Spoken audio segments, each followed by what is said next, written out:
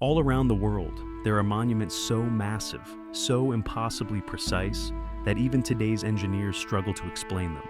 Long before the pyramids rose, entire cities were carved into mountains, temples aligned to the stars with uncanny accuracy, and stone blocks weighing hundreds of tons were somehow lifted, shaped, and placed without machines. From Turkey's buried cities to Indonesia's forgotten pyramids, from the deserts of Egypt to the jungles of Cambodia, the same impossible question echoes through time. How did ancient builders move mountains of stone? And why do their secrets still lie beyond our reach?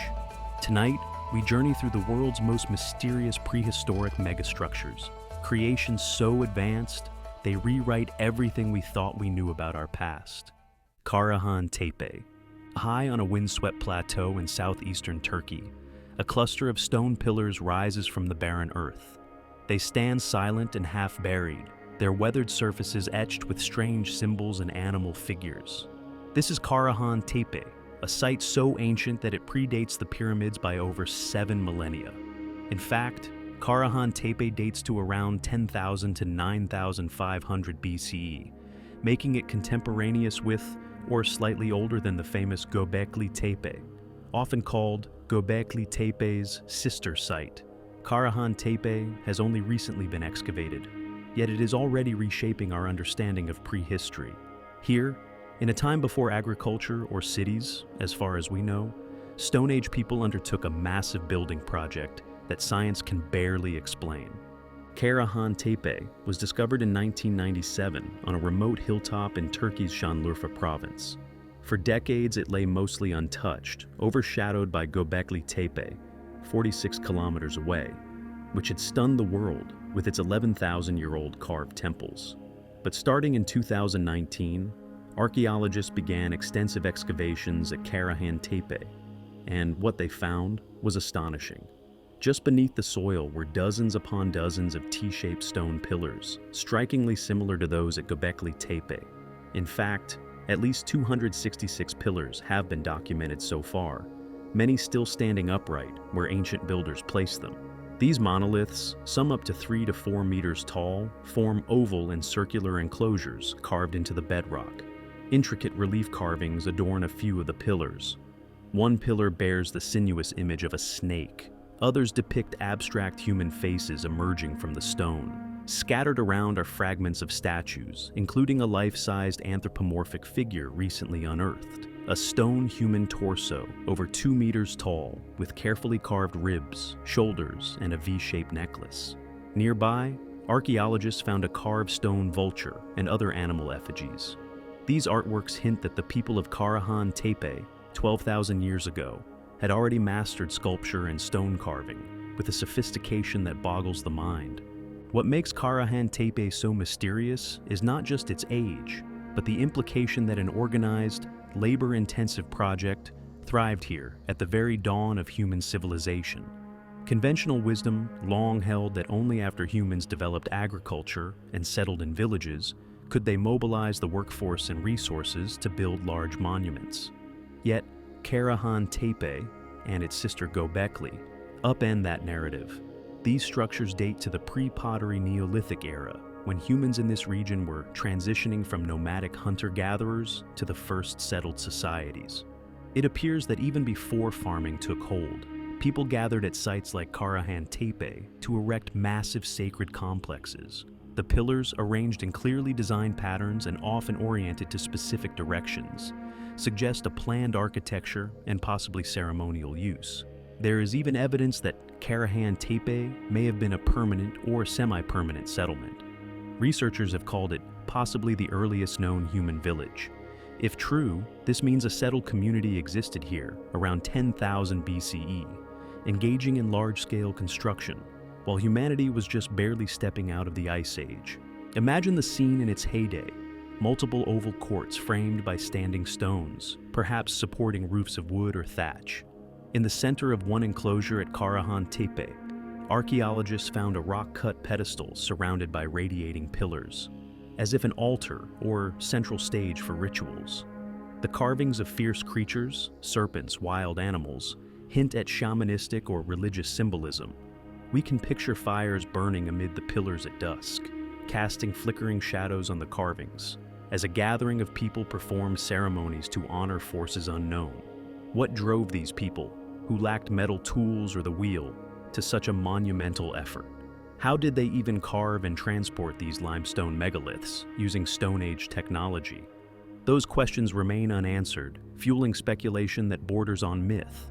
Did they have methods now lost to time, perhaps leveraging an early understanding of stonecraft, or a social structure capable of organizing hundreds of workers over decades? Mainstream archaeology posits that sheer human coordination and ingenuity, powered by faith or ritual fervor, could have achieved it. Yet seeing the precision of the stonework and the scale of the project, one cannot help feeling awe. Each pillar was hewn from local bedrock and smoothed, its top fashioned into a T-shape. The builders aligned and positioned them in foundations carved out of solid rock, an enormous undertaking with only flint or obsidian tools. One of Karahan Tepe's strangest mysteries is that, like Göbekli Tepe, it was purposefully buried by its makers. Long ago, after what may have been centuries of use, the inhabitants filled in the enclosures with dirt, rubble, and stone, entombing their pillars like time capsules. This act preserved the carvings in astonishing condition. A deliberate burial, as if closing a chapter of history. But why? Was it an ancient ritual retirement of a sacred site, or a response to some crisis or changing belief? We don't know. The deliberate covering ensured that Karahan Tepe remained hidden for millennia, sleeping beneath a mound until our modern spades revealed it again. Only about 5% of the site has been excavated so far, meaning many more secrets are likely still underground. Ground surveys show Karahan Tepe Hill is pockmarked with anomalies, perhaps additional structures, megaliths, or even buildings awaiting discovery. Researchers have identified at least a dozen similar hilltop sites in this region, known collectively as the Taş Tepeler, or Stone Hills, suggesting this area was a flourishing center of a very ancient culture. Karahan Tepe may be just one piece of a much larger puzzle connecting multiple pre-Neolithic sanctuaries. The implications are enormous. Karahan Tepe and its contemporaries force us to reconsider the timeline of complex society. Here were people organizing large construction projects before the advent of large-scale farming, at a time when humans were thought to live in simple huts and small bands. Either those people were far more advanced in social organization than assumed, or, as some more radical thinkers suggest, we are glimpsing the legacy of an even earlier, lost chapter of civilization. While mainstream scientists caution against jumping to the lost civilization conclusion, the paradigm shift is undeniable. Human prehistory was not a steady linear progression, but full of sudden leaps of ingenuity. Karahan Tepe stands as a testament to one of those leaps. Its mere existence challenges archaeologists to explain how and why hunter-gatherers would mass together to build a monumental ritual center of stone. What spiritual or social forces compelled them? Did the construction perhaps coincide with the very dawn of agriculture, as a ritual gathering point for scattered tribes to share ideas and resources? Some hypothesize that these sanctuaries actually helped spark the development of farming, that communal rituals necessitated stable food supplies, inadvertently encouraging cultivation. It's an intriguing thought that religion and ritual gatherings might have come first, villages and farming second, flipping the traditional story of civilization on its head. As of now, Karahan Tepe holds far more questions than answers. Every new dig season peels back another layer. In 2023, alongside the massive human statue holding its abdomen, excavators uncovered exquisitely carved heads with lifelike detail and yet more snake motifs, hinting at a rich symbolic world. The people who built Karahan Tepe left no known writing, so we may never know their language or myths, but their stonework speaks across the ages. Standing in that arid plateau, one can run a hand over the carved relief of a coiled viper and feel a connection to creative minds 10,000 years gone. Science can analyze the tool marks and date the charcoal from ancient hearths, but it struggles to explain the impulse behind this site. What was Karahan Tepe to its creators? A temple complex for worshiping gods or ancestral spirits? A regional gathering hub for seasonal feasts and rituals? a place of astronomical observation, perhaps. Did they watch the stars align over the pillars at equinoxes or solstices? We don't yet know if the pillars have astronomical alignments as seen in some later megalithic sites, but the possibility is tantalizing. One thing is certain, Karahan Tepe underscores that civilization's roots run deeper than we imagined. As one journalist noted, Göbekli Tepe was once shrugged off as a one-off anomaly, an inexplicable outlier. Now, Karahan Tepe shows it was not alone 14. There may be many more such chapters of prehistory awaiting discovery, paradigm-shifting discoveries lying hidden under hills. Karahan Tepe has only begun to give up its secrets. In the coming years, archaeologists will likely uncover more structures, perhaps even evidence of houses or tombs, that could tell us about the people themselves. Each new find will help piece together the purpose of this primeval sanctuary. Until then, visitors to the site, which only opened to the public in 2022, walk amid stones that predate Stonehenge by 6,000 years, marveling that here in this quiet corner of Turkey, our ancestors carved out a vision of their world in stone. Karahan Tepe raises the biggest question of all. What else is still out there, buried and waiting, that could rewrite history? As the dust of 10 millennia settles back onto the carved pillars of Karahan Tepe, we journey south and forward in time. Our next mystery lies not in a windswept hill, but hidden in towering cliffs of sandstone. Millennia after the Neolithic builders of Karahan Tepe, another ancient people would undertake a feat of wonder, carving an entire city from rock in the Jordanian desert. Petra. Deep in the Jordanian desert, beyond a narrow winding canyon, the earth suddenly parts to reveal an astonishing sight. An entire city carved into sheer rock faces, glowing pink and red in the sunlight. This is Petra, the legendary rose-red city half as old as time. Approaching through the SIQ, a natural sandstone gorge that conceals Petra, one emerges before the iconic facade of Al-Khazne, the treasury, hewn out of a cliff in exquisite detail. It's a moment straight out of an adventure film. Indeed, Petra famously featured in an Indiana Jones movie. Yet the reality of its construction is even more incredible.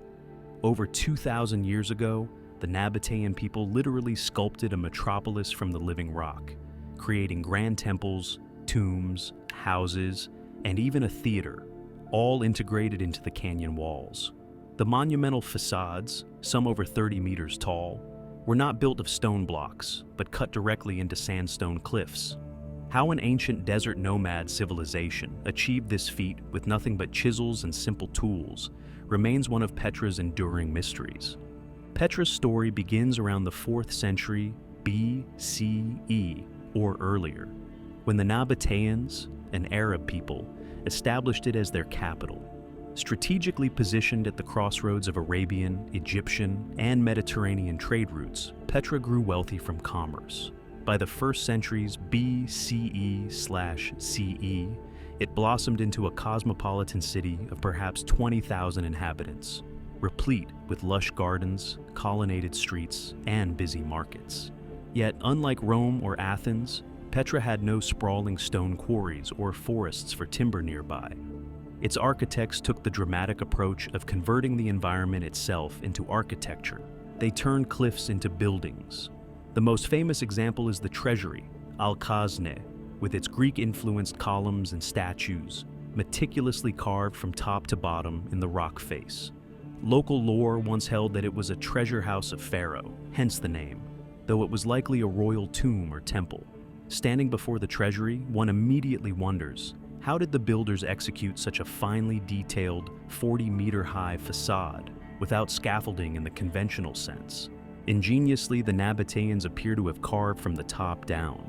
Archaeologists surmise that they chiseled a series of giant stair-step ledges into the cliff, creating footholds and platforms for workers to stand on as they carved the upper sections.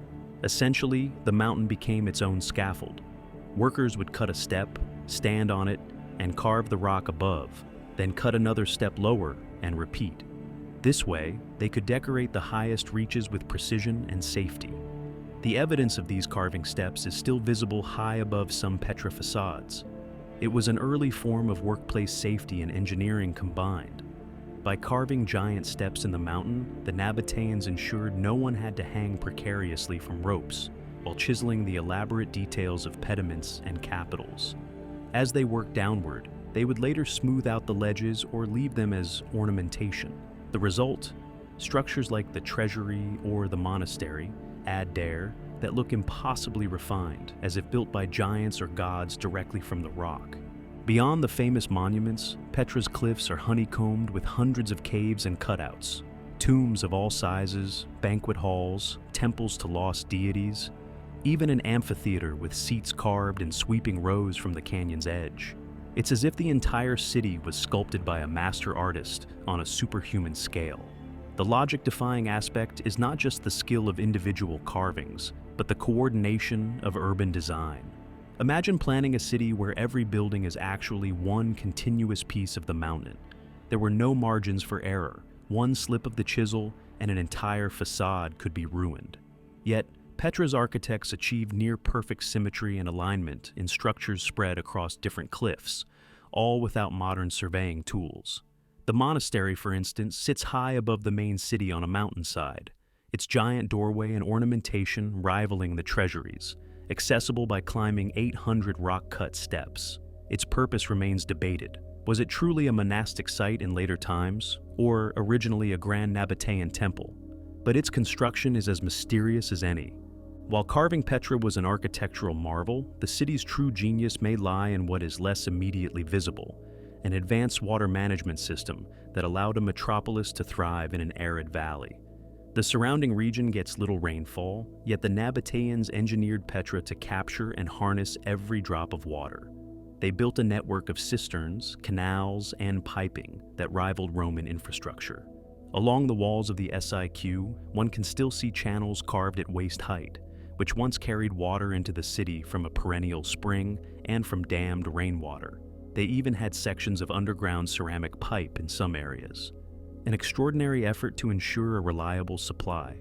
During flash floods, the same channels doubled as flood control, shielding Petra's structures.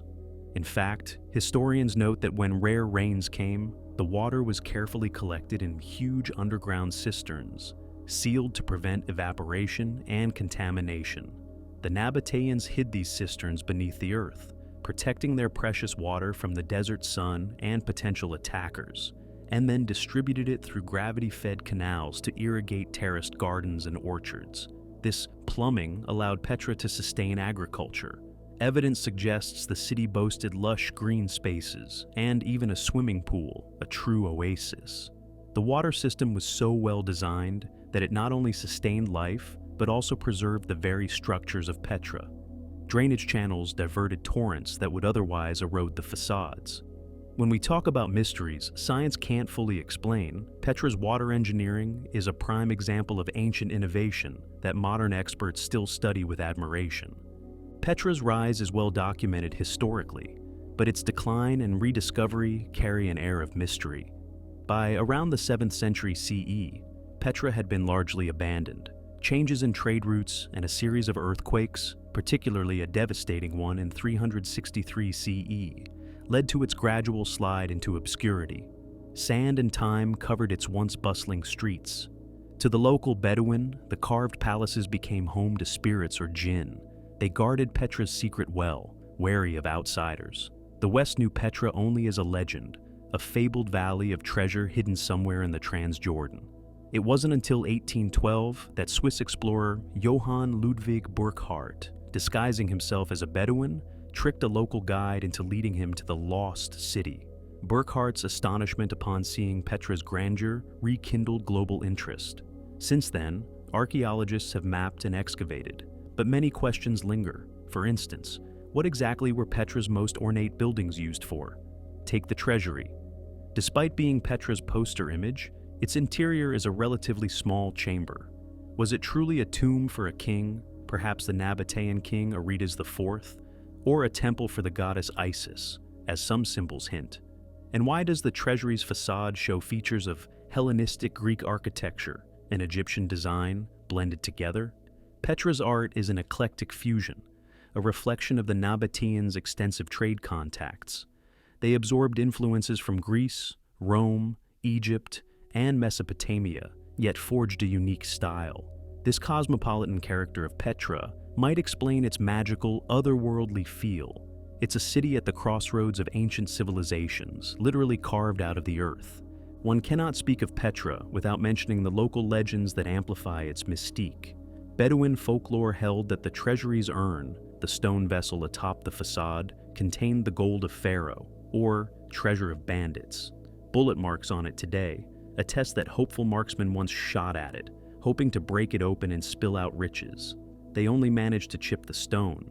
It's solid rock, of course. Other legends speak of Jinn blocks, the enigmatic cubic monuments near Petra's entrance, as houses of spirits.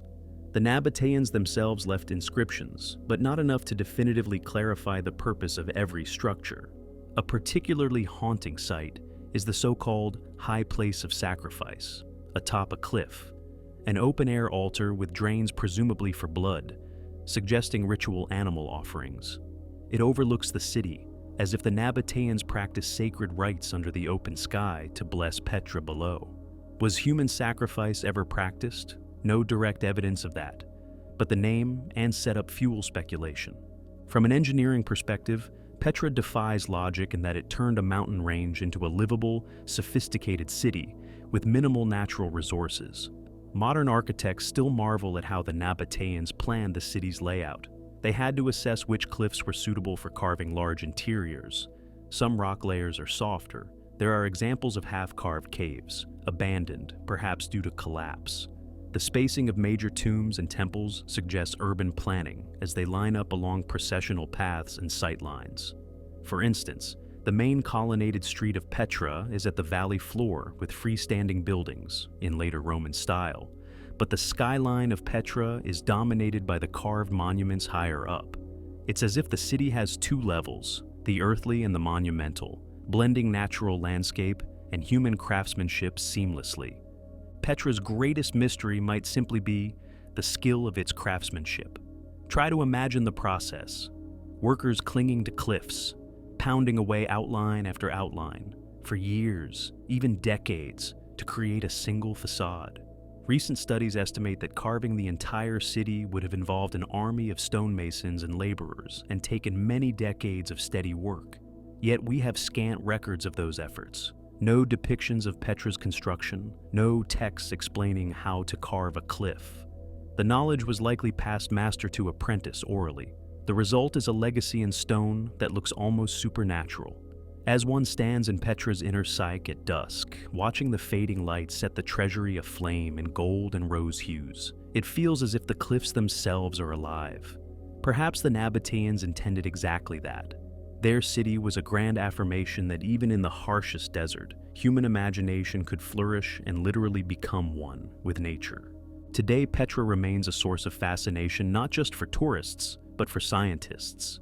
Geologists study the weathering patterns to determine how Petra's monuments have survived earthquakes and erosion. The sandstone is fragile, but Petra's positioning and perhaps Nabatean reinforcement helped it endure. Hydrologists examine the water system to glean lessons in sustainable water use in arid lands. And archaeologists continue to excavate peripheral areas, finding evidence of suburban life in caves and foothills around the core city. Every find adds a brushstroke to the picture, but doesn't dull Petra's mystique.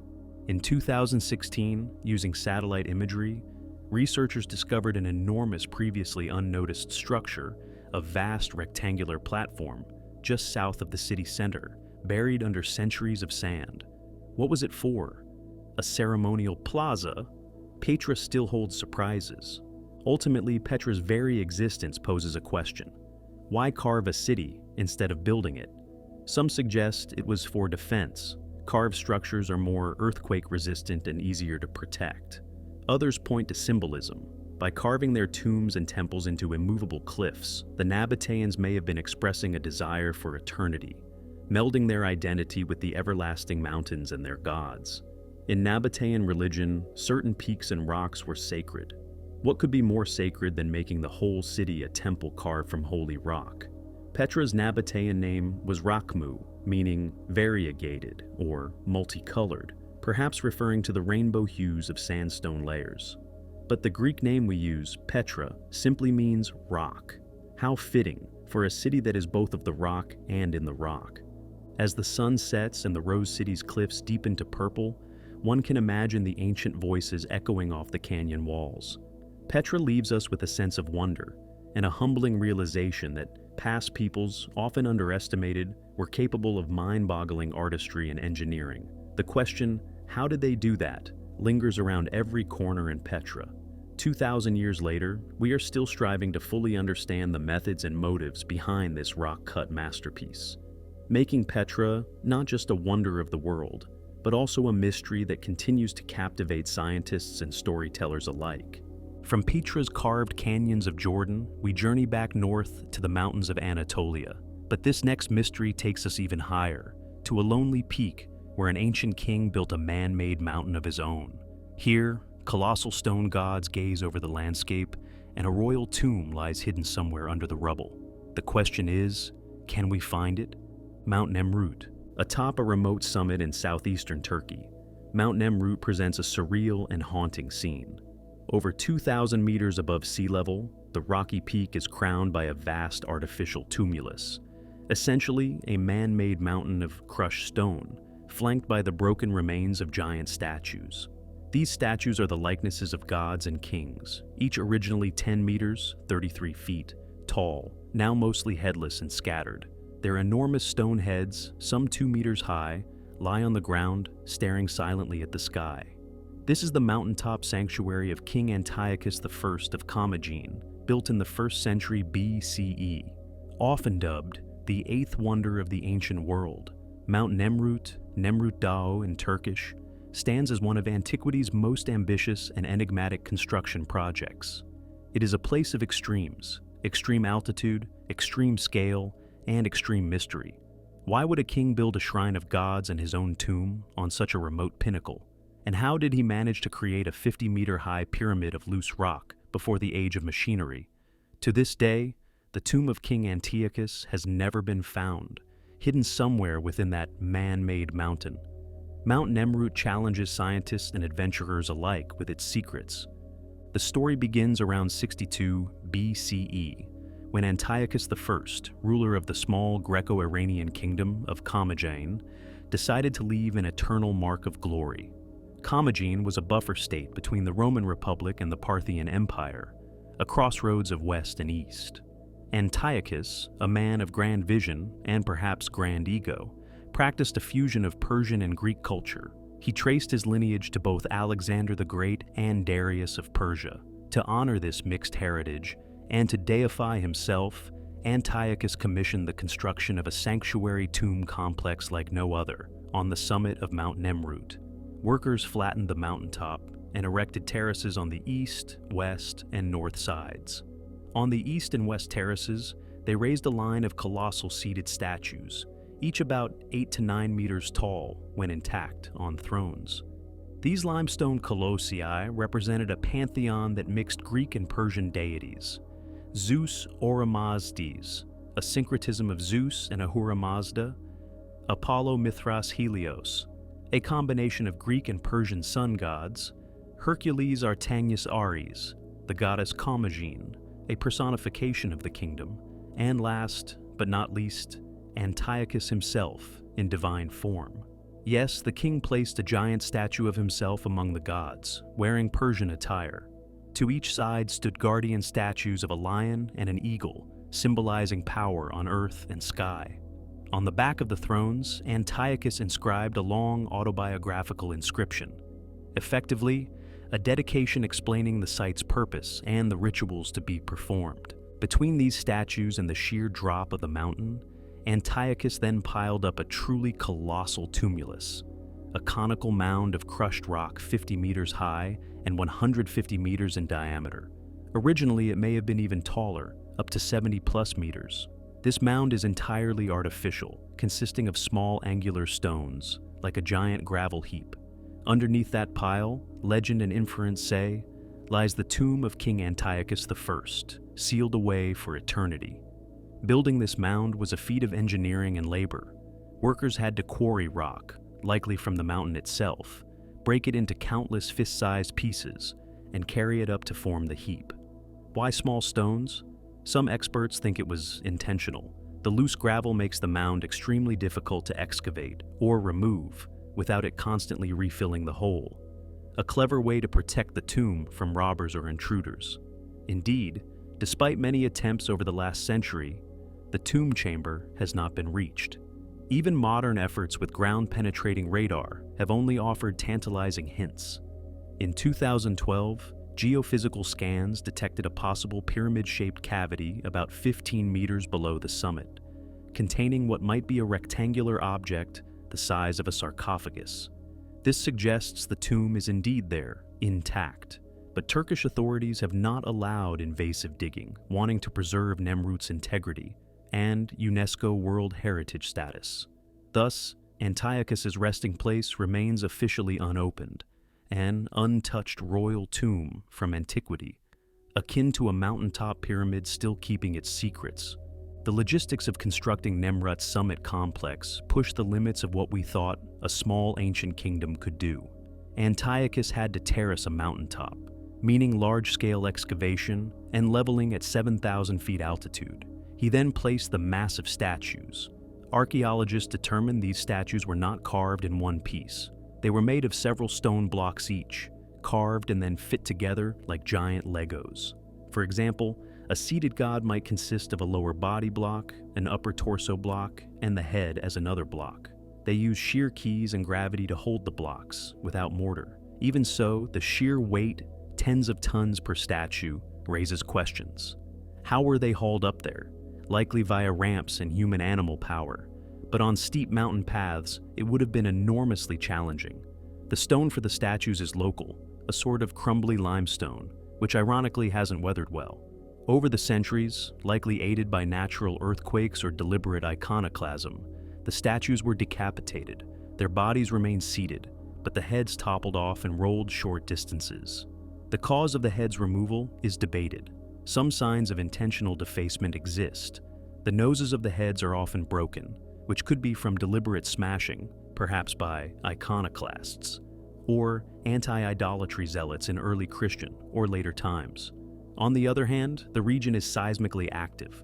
A quake could have sent the precariously balanced heads tumbling. It's plausible both played a role.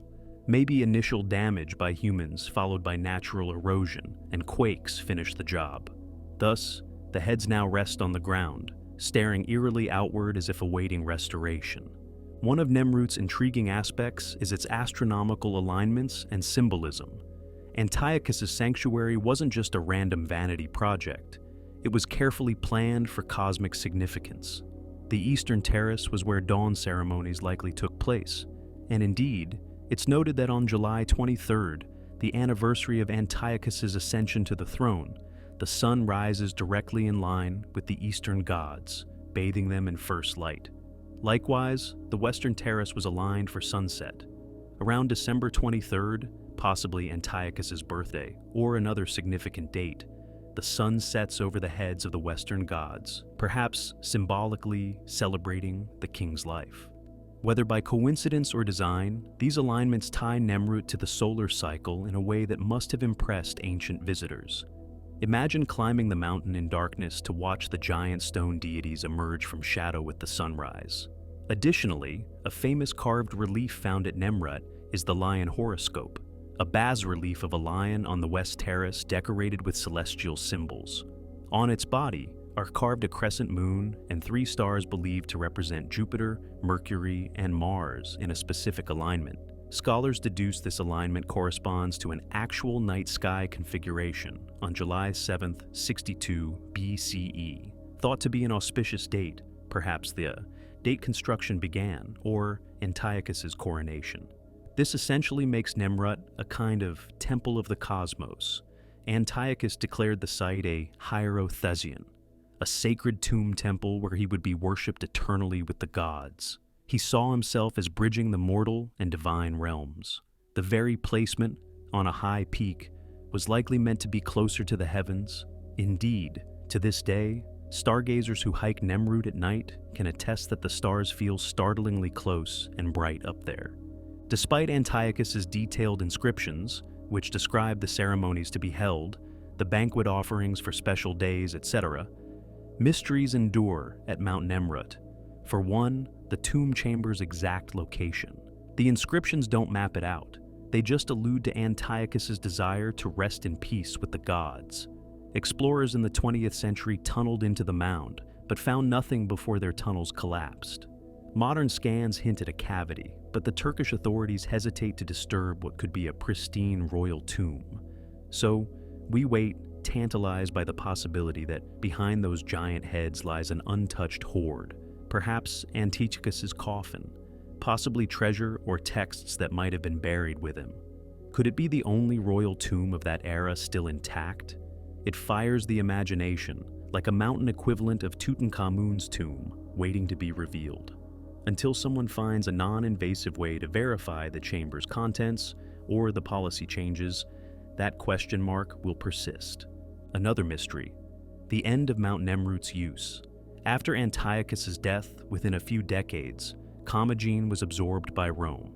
Did the rituals on Nemrut continue? There's evidence that the site was maintained at least into the 1st century CE, but at some point it was abandoned and fell to ruin. By the time modern rediscovery came, in 1881, a German engineer named Karl Sester stumbled upon it while surveying for roads.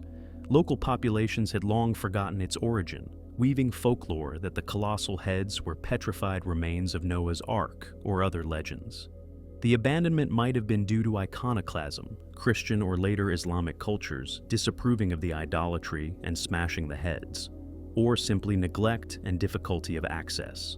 Today, the weather at Nemrut is harsh: snowy winters, intense sun in summer, and the statues have eroded significantly. One mystery to scientists is how to preserve these statues from further decay. Attempts have been made to treat the stone with consolidants. Some cracks have been stabilized with modern chemicals like nanolime to slow down weathering. Even so, the freeze-thaw cycles at that altitude mercilessly chip away at noses and relief details. There's an ongoing debate whether to take the heads indoors to a museum for protection or leave them in situ for the authentic experience. For now, they remain on the mountain, keeping their silent vigil. Mount Nemrut also sparks the imagination with what-if questions. What if the tomb is opened and found richly stocked? Would it change our understanding of Commagene's art or religion? Or, conversely, what if it's empty? Could Antiochus have been buried elsewhere despite all this effort? Some have speculated, probably fancifully, that maybe the king's body was never interred here, and Nemrut was more a cenotaph or ceremonial site. Without direct evidence, it's hard to say. Another point of wonder: was Nemrut unique? We know of no other project quite like it from antiquity, a fusion of monument and mausoleum on a mountaintop. It's as if Antiochus tried to emulate the Egyptian pyramids, creating a mountain tomb, and Greek temple building, statues of gods, in one go, arguably succeeding in creating a new wonder of the world. In recent years, archaeologists have surveyed other mountains in Commagene for similar sites and found none on this scale, reinforcing that Nemrut was singular, the king's passionate personal project. Standing on Nemrut at sunrise, as many travelers do, one is struck by the palpable sense of communion with the ancient world. The stone heads catch the first light. Eagles and lions that have lost their bodies still symbolically guard the throne of a long-dead king. The view is spectacular. On clear mornings, you can see the Euphrates River glinting in the distance, and hills rolling into Syria. It's easy to see why Antiochus chose this spot. It literally gave him a god's eye view of his realm. In those moments, one can almost feel Antiochus's presence. Perhaps that was his intent, to be remembered each dawn and dusk as the sun performs a cosmic ritual in his honor. The mountain keeps his secrets well. For over 2 millennia, no one has disturbed his slumber. And so, the mystery of Mount Nemrut endures, part mausoleum, part celestial observatory, part propaganda statement of a king's divine aspirations. Science can explain much of how it was built. Through archaeology, we know the statues were assembled, the terraces cut. But why here? Why this grandiose design is explained only by Antiochus's own grandiloquent and self-aggrandizing inscriptions.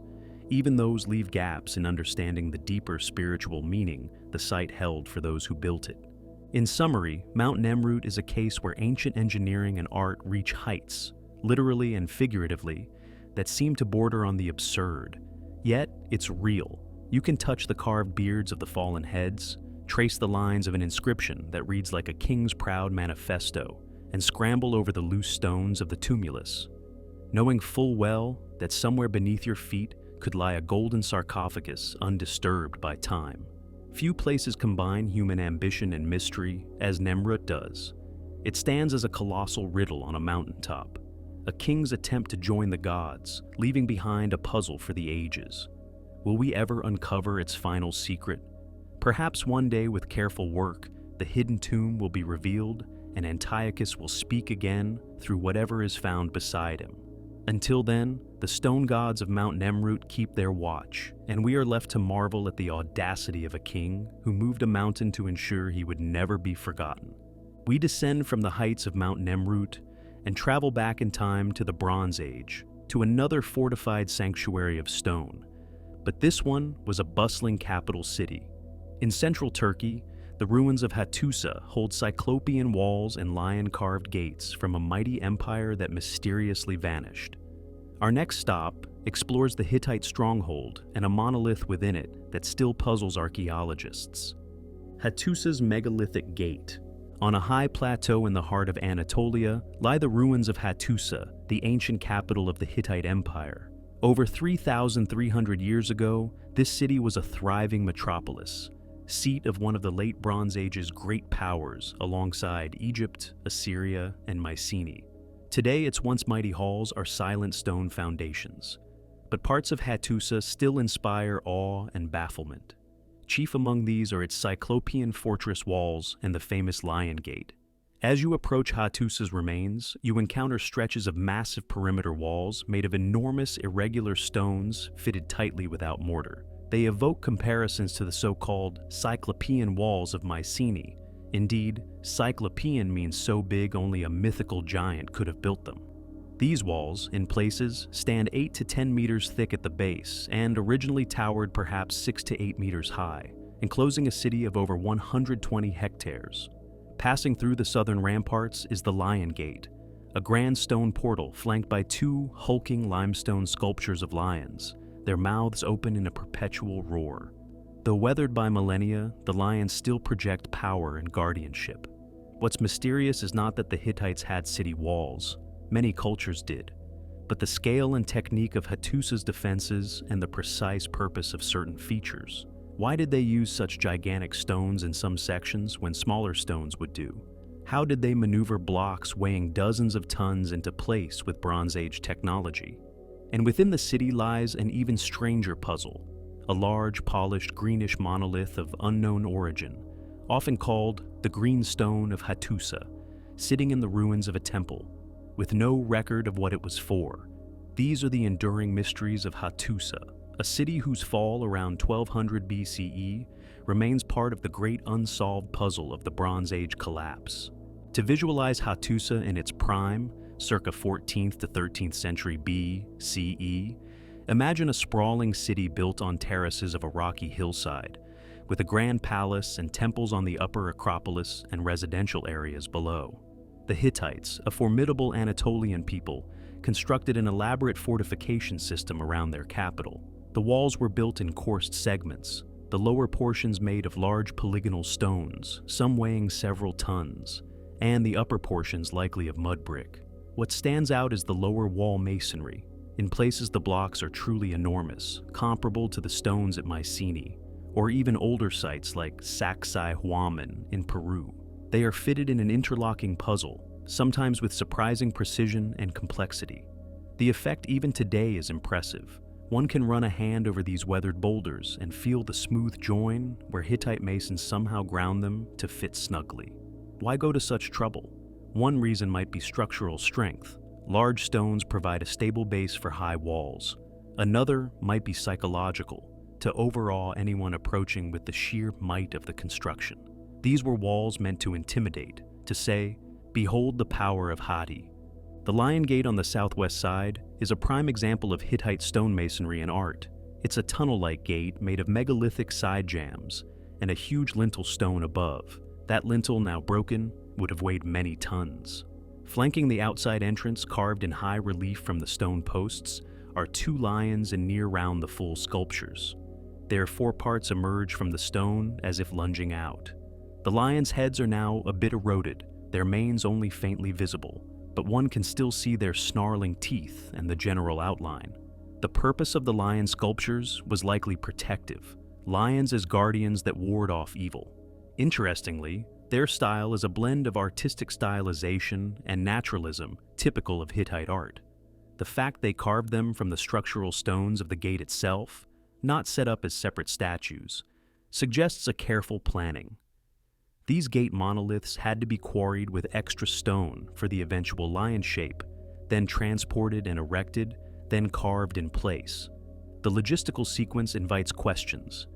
Did they transport partially carved blocks, or carve fully once in position? Considering Lion's project outward, they probably roughed out the shape at the quarry, then did final detailing after installation. Hattusa also had a second monumental gate known as the King's Gate, adorned with a relief of a warrior god, once thought to be the king, hence the name, but likely a god or hero. Like the Lion Gate, it used massive stones and had a detailed sculpture, in this case, a figure wearing a pointy hat and carrying an axe, carved on the inner door jamb. These gates highlight the Hittites' flair for combining utility defense with artistic and religious symbolism. Anyone entering Hattusa would literally pass by these stone sentinels, symbolic protectors of the sacred city. Inside the city, much has been excavated. Foundations of grand temples, the largest being the Temple of Storm God in the lower city. Storerooms that once held cuneiform clay tablets. Hattusa's archives where the famous Treaty of Kadesh with Pharaoh Rameses II was found, and residential quarters. But amidst these ruins, one object stands peculiarly alone, the mysterious greenstone. This is a block or slab of smooth, translucent greenish material, possibly nephrite jade or chlorite, measuring roughly a cubic meter in size. It sits today near the center of what's called the Great Temple Complex. The stone is not local to Hattusa. It would have been imported from possibly hundreds of kilometers away. Polished to a shine, it clearly was important. Yet its original purpose is unknown. Archaeologists found it where it lies, with no inscription or context left to explain it. Some theorize it might have been the base of a cult statue, maybe a sacred pedestal on which a deity's idol stood. Others suggest it could have been a sort of offering table, or even a symbolic representation. Green being associated with vegetation or fertility. Hard to say. The locals today have nicknamed it the Wishing Stone, believing touching it brings luck. To scientists, it remains a complete mystery, an out-of-place monolith in an otherwise well-understood temple layout. If it was a pedestal, where is the statue that sat on it? Nothing of equal material or uniqueness was found nearby. The Hittites usually describe their major cult objects in texts, but no text refers clearly to a big green stone. This suggests it might have been taken as spoil or gift from elsewhere, maybe acquired from another kingdom as tribute or war booty, and placed ceremonially in the temple. Without more evidence, the greenstone story eludes us. Now, consider the broader mystery of Hattusa's construction and collapse. Building those cyclopean walls and gates around such a huge perimeter was a staggering endeavor for the 13th century BCE. The Hittite Empire had resources. They controlled much of Anatolia and northern Syria, with tribute flowing in. But even so, the coordination required reflects a highly organized state. The stone for the walls was likely quarried in the vicinity. Experiments show that with sufficient manpower and wooden sledges, such stones can be moved. The Egyptians and others did it. However, one curious aspect is that, unlike Egyptian pyramids or Inca walls, Hattusa's masonry quality varies. Some stretches are rougher, some incredibly well fitted. It suggests different crews or phases. Might the Hittites have built hastily at times? Perhaps after a siege they repaired sections quickly with smaller stones, and more deliberately at others. It's possible. The Lion Gate area showcases some of the best megalithic work. One giant block adjacent to the gate is estimated to weigh over 40 tons. In 2005, as an experimental archaeology test, a team attempted to replicate moving a large Hittite-style stone. They found it arduous but feasible with enough rollers and manpower on level ground. But up inclines? That's trickier. The Hittites may have built earthen ramps to drag stones into place for the upper courses, just like how modern reconstructions imagine the pyramids. Over time, these construction ramps would have been removed or eroded away. The idea of using Cyclopean style might have also been influenced by older Anatolian cities, or even by seeing sites abroad. Interestingly, the Mycenaeans in Greece used lion imagery and Cyclopean walls around the same time, 13th century BCE, a parallel often noted. Did the Mycenaeans and Hittites learn from each other or a common source? There was contact. They knew of each other, as evidenced by Hittite records referring to a land called Ahiyawa, likely Mycenaean Greeks. Perhaps massive fortifications were an arms race of prestige and defense in that volatile age. And then, around circa 1200 BCE, Hattusa fell. The city was violently destroyed. Burnt layers and arrowheads attest to it. The mighty walls were breached. The once roaring Lion Gate lions saw their city plundered and then went silent for ages. The cause was part of the Bronze Age collapse, an event that saw most Eastern Mediterranean civilizations, Mycenae, Ugarit, the New Kingdom of Egypt weakened, etc., crumble. Who destroyed Hattusa? Some blame the so-called Sea Peoples, mysterious invaders who ravaged cities around the Mediterranean. Others suggest rebellions or rival tribes taking advantage of a weakened Hittite state. The Hittite royal line disappears from history. Their capital is abandoned and eventually forgotten. This collapse is itself one of history's great puzzles, and Hattusa is a piece of that puzzle. Archaeologically, we see that certain valuable items, like inscriptions, treasures, were removed or smashed, possibly by the Hittites themselves in a controlled evacuation, or by the conquerors. We might never know the exact scenario, a sudden conquest, or a gradual desertion due to famine and threat.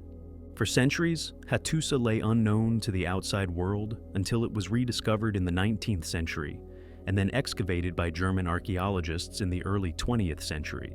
They were astonished to find cuneiform tablets in the remains of palace storerooms, the very correspondence of Hittite kings, including treaties and law codes. Deciphered by linguists, these tablets reintroduced the Hittites to history. Until then, they were only vaguely known from the Old Testament references. Through texts, we know a fair deal about Hittite culture, religion, politics. Yet, certain physical remains like the architecture still hold enigmas. One such enigma is Hattusa's underground passage. Near the south side of the city's fortifications is a sloping tunnel called Potern Tunnel, built under the walls, a stone-vaulted secret passage that exits outside the walls. It's amazingly well preserved, a corbelled vault roof of fitted stone still intact after 33 centuries. It likely served as a sally port for troops to sneak out or launch counterattacks. But how did the Hittites manage to construct a stable vault tunnel under a massive wall without it collapsing? The engineering know-how required is impressive. They arranged stone slabs in gradual overlap to form an arch-like corridor that could bear the weight above. Walking through it today, you feel like in a bunker from a much later era. It's another reminder that ancients had more advanced engineering than they are often given credit for. The Lion Gate itself, aside from its artistic and defensive role, also carries an unsolved detail. Inside the gate, on one of the door jamb stones, there is a carved silhouette of a sitting lion, almost like graffiti or a relief smoothed down, as if an earlier carving was started or a later one etched. Some archaeologists think this could have been a place where people, perhaps in post-Hittite times, carved into the stone for magical or memorial reasons, sort of like how visitors scratch names on monuments today. It's minor, but it shows that even after the city's fall, the impressive gates might have still been revered or noted by folks passing by. What about the purpose of the Lion Gate itself, symbolically? The Hittites were big on symbolism. Lions often represented kingship, pride, protection. Placing lions at the gate could invoke the protection of the sacred animals of the goddess Kubaba or the storm god. It also visually parallels the Lion Gate of Mycenae in Greece, built circa 1250 BCE, which has two lionesses in relief above it. It's tempting to think of some intercultural meme of lion gates spreading among late Bronze Age elites. But it could also be coincidence or independent development. Lions are a common symbol. Still, both Hattusa and Mycenae's gates were massive and likely meant to overawe. One cannot leave Hattusa without pondering the fate of its people. Unlike Pompeii or Troy, we lack a clear destruction layer full of bodies. Presumably, survivors fled. Where did they go? Some may have migrated south, eventually blending into what became Neo-Hittite city-states in Iron Age Syria. The knowledge of building Cyclopean walls might have been lost for a time, which is also puzzling. The Iron Age, around 900 BCE, sites in the area don't immediately use the same techniques at the same scale. It's as if the collapse caused a significant regression in architectural ambition or capability. The rediscovery of how to build large stone fortifications had to be relearned later by others. This pattern suggests that Hattusa's secrets, be it construction techniques or the significance of the greenstone, may have truly vanished with the fall of the empire, leaving us to reverse engineer and guess. Today, Hattusa is a UNESCO World Heritage Site. Reconstruction efforts have partially rebuilt a segment of the wall near the Lion Gate to give a sense of scale, though some archaeologists disagree with heavy reconstructions. But seeing that slice of wall rise again helps one appreciate how formidable the city once looked. The original lion sculptures are left in situ. One could imagine attempting to remove them to a museum, but they are quite big. Casts were made for display elsewhere. As visitors stand at the Lion Gate as ancient envoys or soldiers once did, they often remark on the silence and isolation of the ruins now, contrasting with what must have been a bustling capital. The wind blowing through the stones almost whispers of the past. If those lions could talk, what stories would they tell? Perhaps how the great king Suppiluliuma or Muwatalli II passed through with chariots, or how messengers from Pharaoh came to negotiate peace at that very spot. Science has explained some of Hattusa's mysteries. We know roughly how the walls were built thanks to archaeology. We know what happened from the texts, but other aspects remain speculative. The exact method the Hittites used to lift multi-ton blocks to higher courses. Was it earthen ramps only, or wooden cranes? No crane remains, obviously, but they might have had windlass devices or lever systems. We lack pictorial documentation from them on construction, so engineers today sometimes scratch their heads on the practical details. And the greenstone's origin, chemical tests could potentially pinpoint its quarry. Some suggest Central Anatolia. Others say maybe even as far as Central Asia or Egypt if it's true jade. If we could locate that, it might tell how far trade or diplomacy brought such an object. Then there's the enigma of Hattusa's sudden disappearance from memory. Other civilizations like Egypt and Babylon had continuous legacies or were referenced by successors, but the Hittites were basically forgotten in classical literature. It wasn't until modern archaeology that we realized this major empire had existed. The Lion Gate, half buried, might have been seen by local villagers over centuries, but they had no context for it. They possibly thought some giants or early race built it. In fact, the term Cyclopean expresses exactly that. The Greeks believed Cyclops built Mycenae's walls as human effort seemed implausible. Perhaps locals in Anatolia had similar folklore about Hattusa's walls. In some, Hattusa's megalithic marvels, the Lion Gate and giant walls, stand as a testament to human ingenuity in deep antiquity. They also remind us how fragile civilization can be. A city so powerful to build on that scale could fall and be lost. The mysteries of who built the Lion Gate, we know broadly, Hittites, but not the master architects' names, and why that green stone sits in the temple are emblematic of archaeology. You find amazing things, but they don't come with complete explanations. Science can describe the stones, date the context, but the intent and meaning often elude capture. Each visitor to Hattusa might gaze upon the weathered lion and wonder if it's silently keeping the secrets of its people. The lion's mouth is open, almost as if it's about to speak, yet it never does.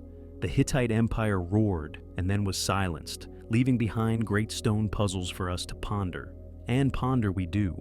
We study every chip and crack, but some answers may have crumbled away with the ages. Hattusa invites us to piece together the past like a giant jigsaw, one megalith at a time, knowing full well a few pieces, like that enigmatic green, altar might always be missing. Ħaġar and Mnajdra.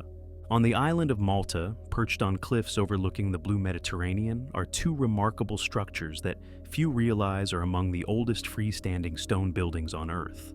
These are the temples of Ħaġar and Mnajdra, built between 3600 and 2500 BCE, which means when the Great Pyramid of Giza was being built, these Maltese temples were already over 1,000 years old. Constructed by Malta's mysterious prehistoric inhabitants, Ħaġar, meaning standing stones in Maltese, and Mnajdra are masterpieces of megalithic architecture, featuring massive limestone blocks, some weighing over 20 tons, fashioned into elegant chambers, doorways, and altars. Even more intriguing, these temples are carefully aligned with the movements of the sun.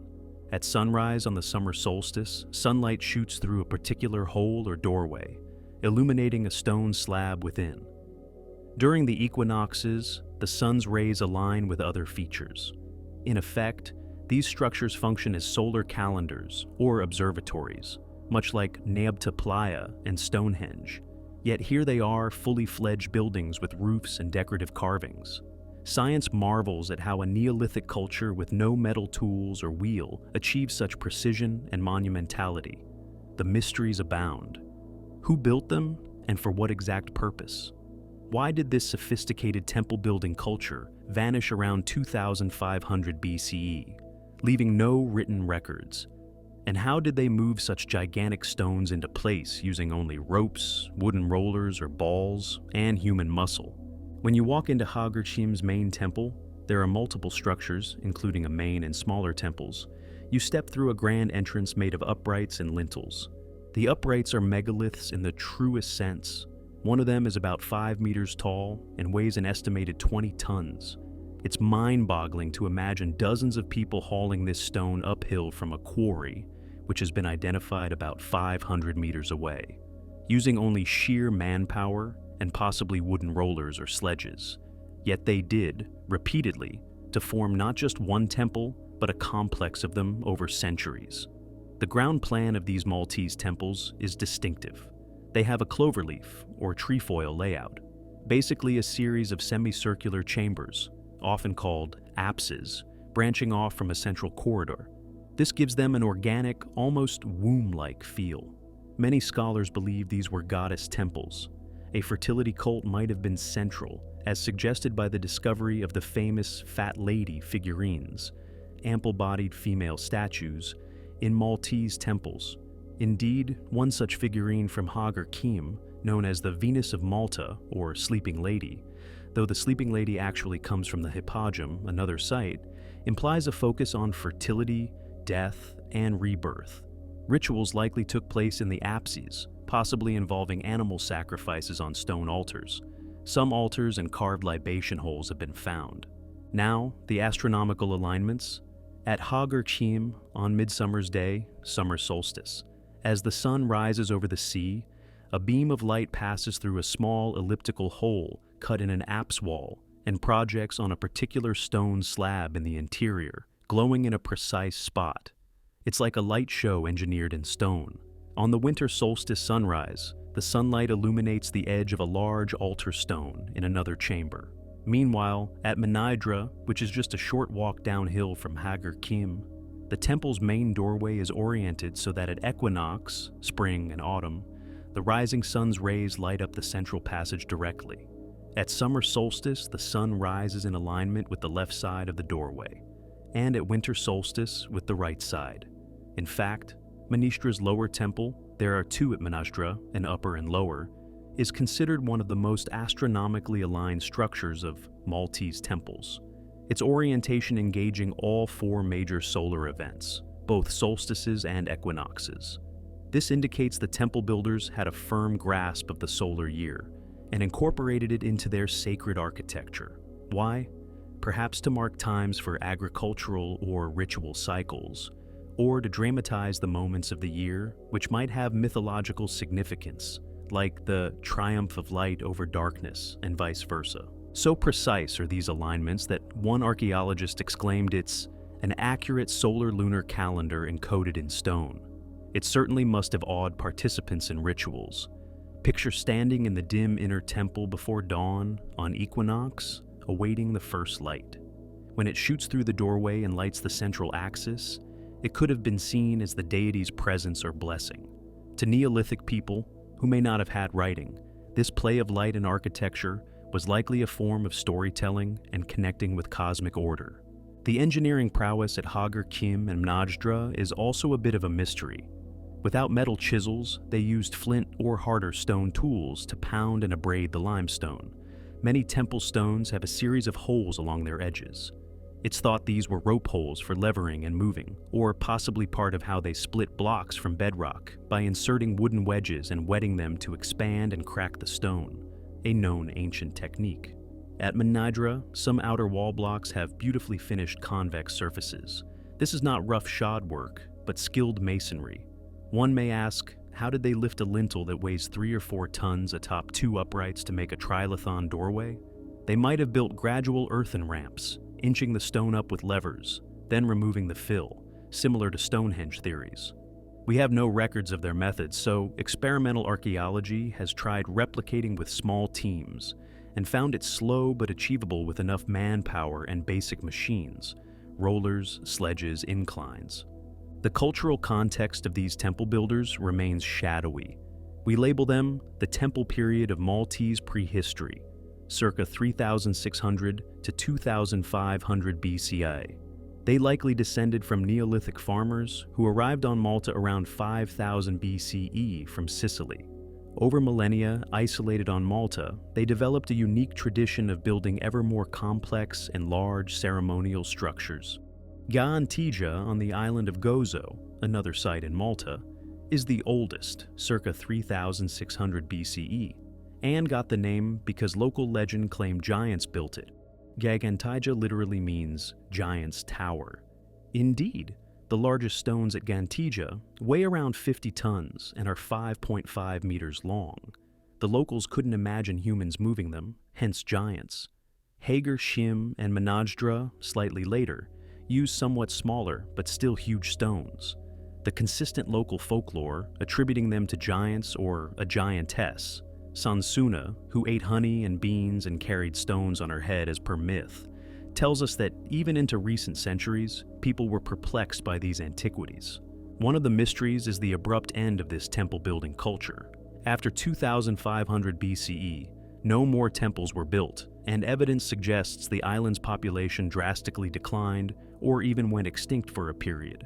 The temples were not destroyed by invaders. There's no sign of burning or war. It's more like they were abandoned. Why? Theories include environmental degradation. Maybe they deforested the islands to the point of soil erosion and food collapse, or drought, or perhaps plague. There's also a thought that such a costly centralized cult might have overreached. Maybe the society could not sustain the manpower for temple projects and feeding a priestly class, leading to collapse. It remains an open question and part of a broader pattern seen in prehistory, where some megalithic cultures just fade, similar to the builders of Stonehenge, etc., though they had successors. Another captivating aspect is the art and artifacts found. Ḥaġar yielded some of the most iconic pieces. One is a carved slab with a pair of opposing spirals, a motif found across many temples, possibly symbolizing eternity or the cycle of life. Spirals often do. Also found were altar-like blocks with pits, possibly for libations or offerings. At Ḥaġar, a cylindrical stone marked with drilled holes is interpreted as a possible star map or calendar, though that's speculative. Many figurines were found, obese human figures, some clearly female with pronounced hips and thighs, some gender-neutral or androgynous. These figures, often called the fat ladies, even if some might be male or neither, are thought to represent a fertility or mother goddess cult, highlighting the importance of fertility of land, of people, of livestock to these agrarian communities.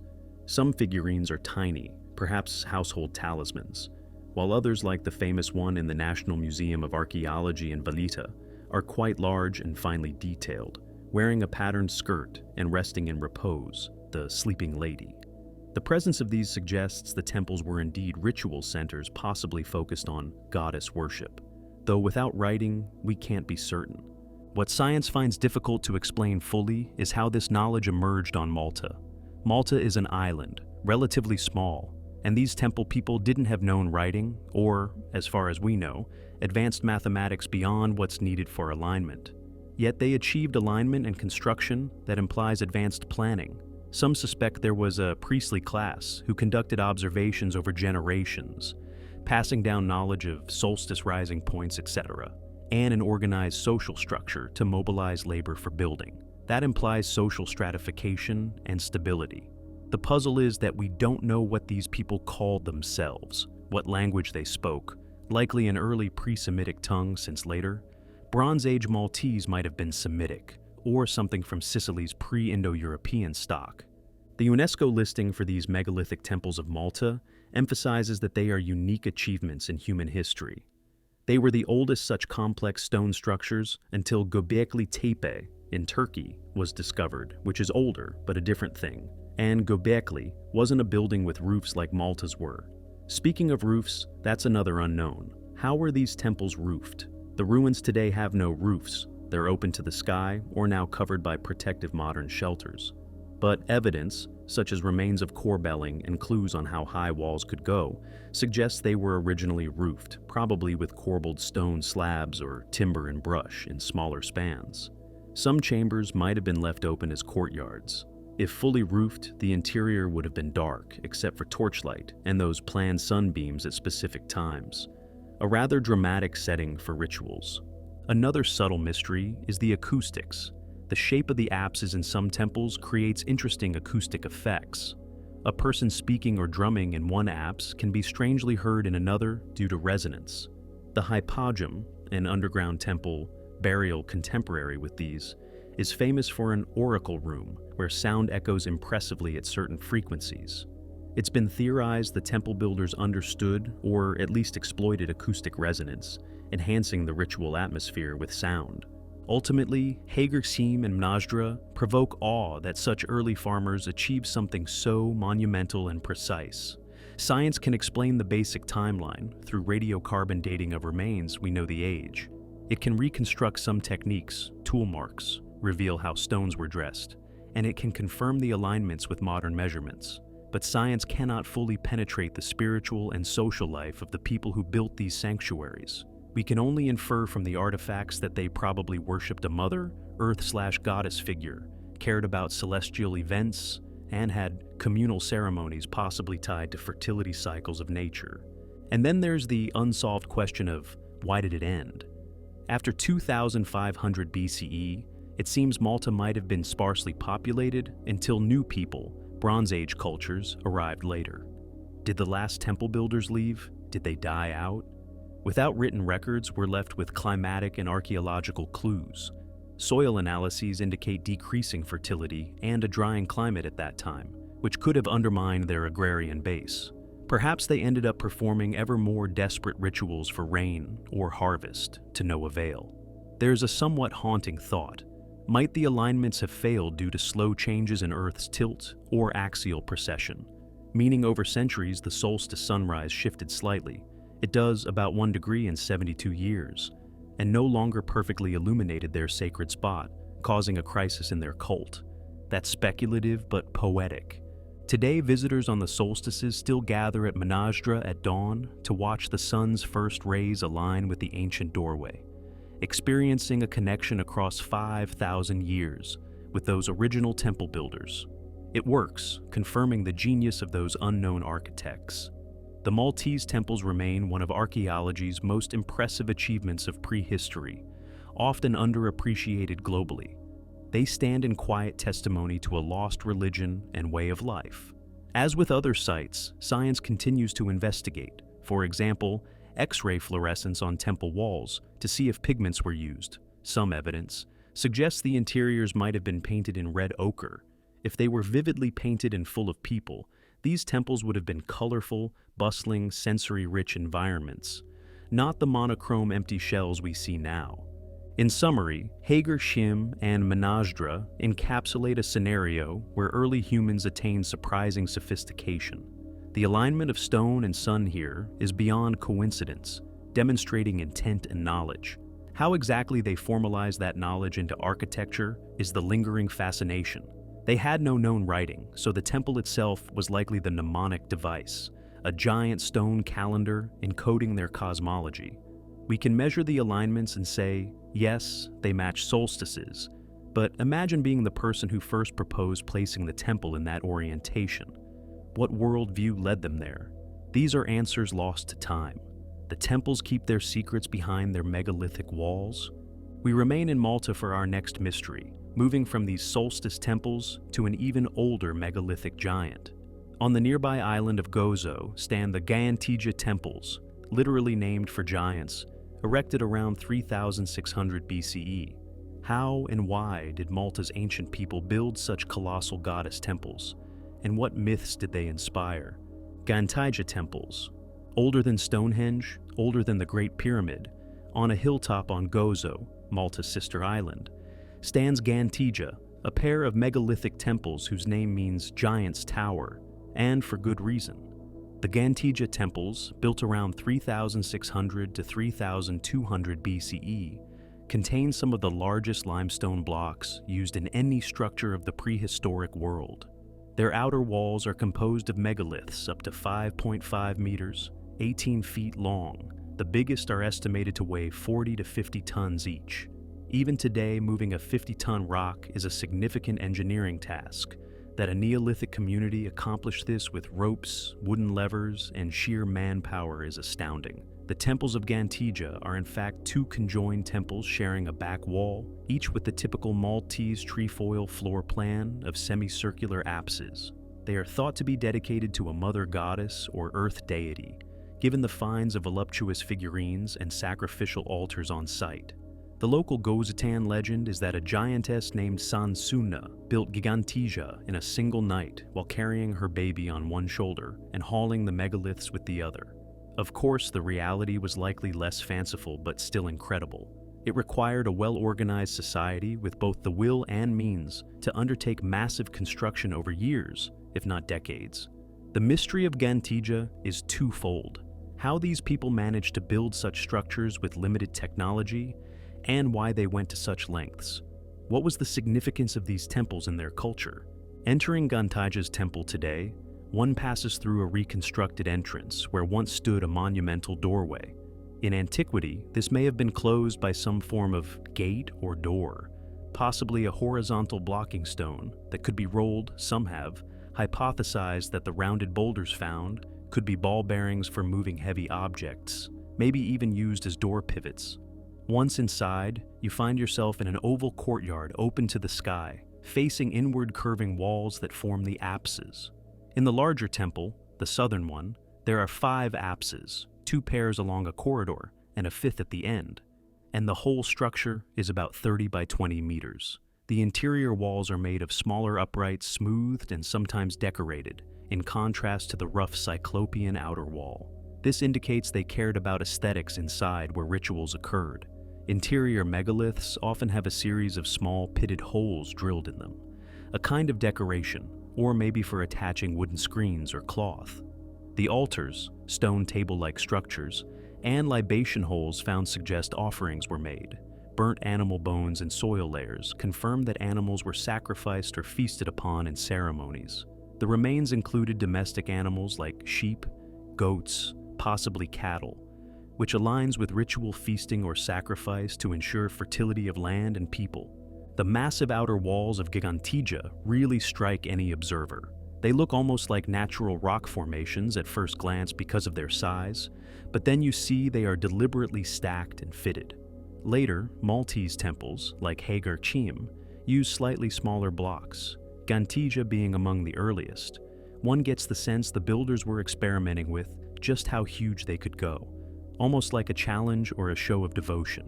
The largest stones at the base would have required dozens of men to move. How did they do it? Likely they levered the stones out of a quarry using the wedge method to crack them, then placed them on rollers, logs, and pulled with ropes. Perhaps they also used a thin layer of clay or wet sand to reduce friction and muscle power. A fascinating discovery on Gozo were spherical stones that may have been used like ball bearings, placing them in a track to roll heavy objects. A technique also hypothesized for pyramids and elsewhere. We don't know for sure if the Maltese used that method, but it's possible given these stones were found near some temple sites. In any case, coordinating the transport of a 50-ton block, even if only over a few hundred meters, implies strong leadership or communal cooperation and planning. What drove them to assemble such enormous temples? Most likely, religion and communal identity. The temples could host hundreds of people at festival times, though not all inside at once. Perhaps congregations gathered in the courtyard or outside, as priests conducted rituals in the inner apses. The building of the temple itself might have been a unifying project, bringing together clans from across the island periodically to work and celebrate. Imagine generations working on the same sacred house, each adding stones and expanding it, venerating ancestors who built the foundation. The goddess hypothesis stems from numerous fat figurines found. At Ġgantija, archaeologists uncovered clay statuettes of large-hipped women, or fertility figures, and even a massive stone statue torso, missing head and limbs, of a similarly robust form, which could have been a cult statue. The sheer scale of the temples compared to the small population Malta could support suggests that religion held a central, perhaps the central place in their society. These structures were likely the focal point of social life, religion, and even economic exchange. Festivals often coincide with trade and law-giving in pre-literate societies. Another mystifying aspect, early reports from the 19th century describe that Ġgantija's inner walls had a reddish plaster or paint on them. If true, that means the temple might have been plastered smooth and painted, perhaps with ochre, which is common in ritual contexts.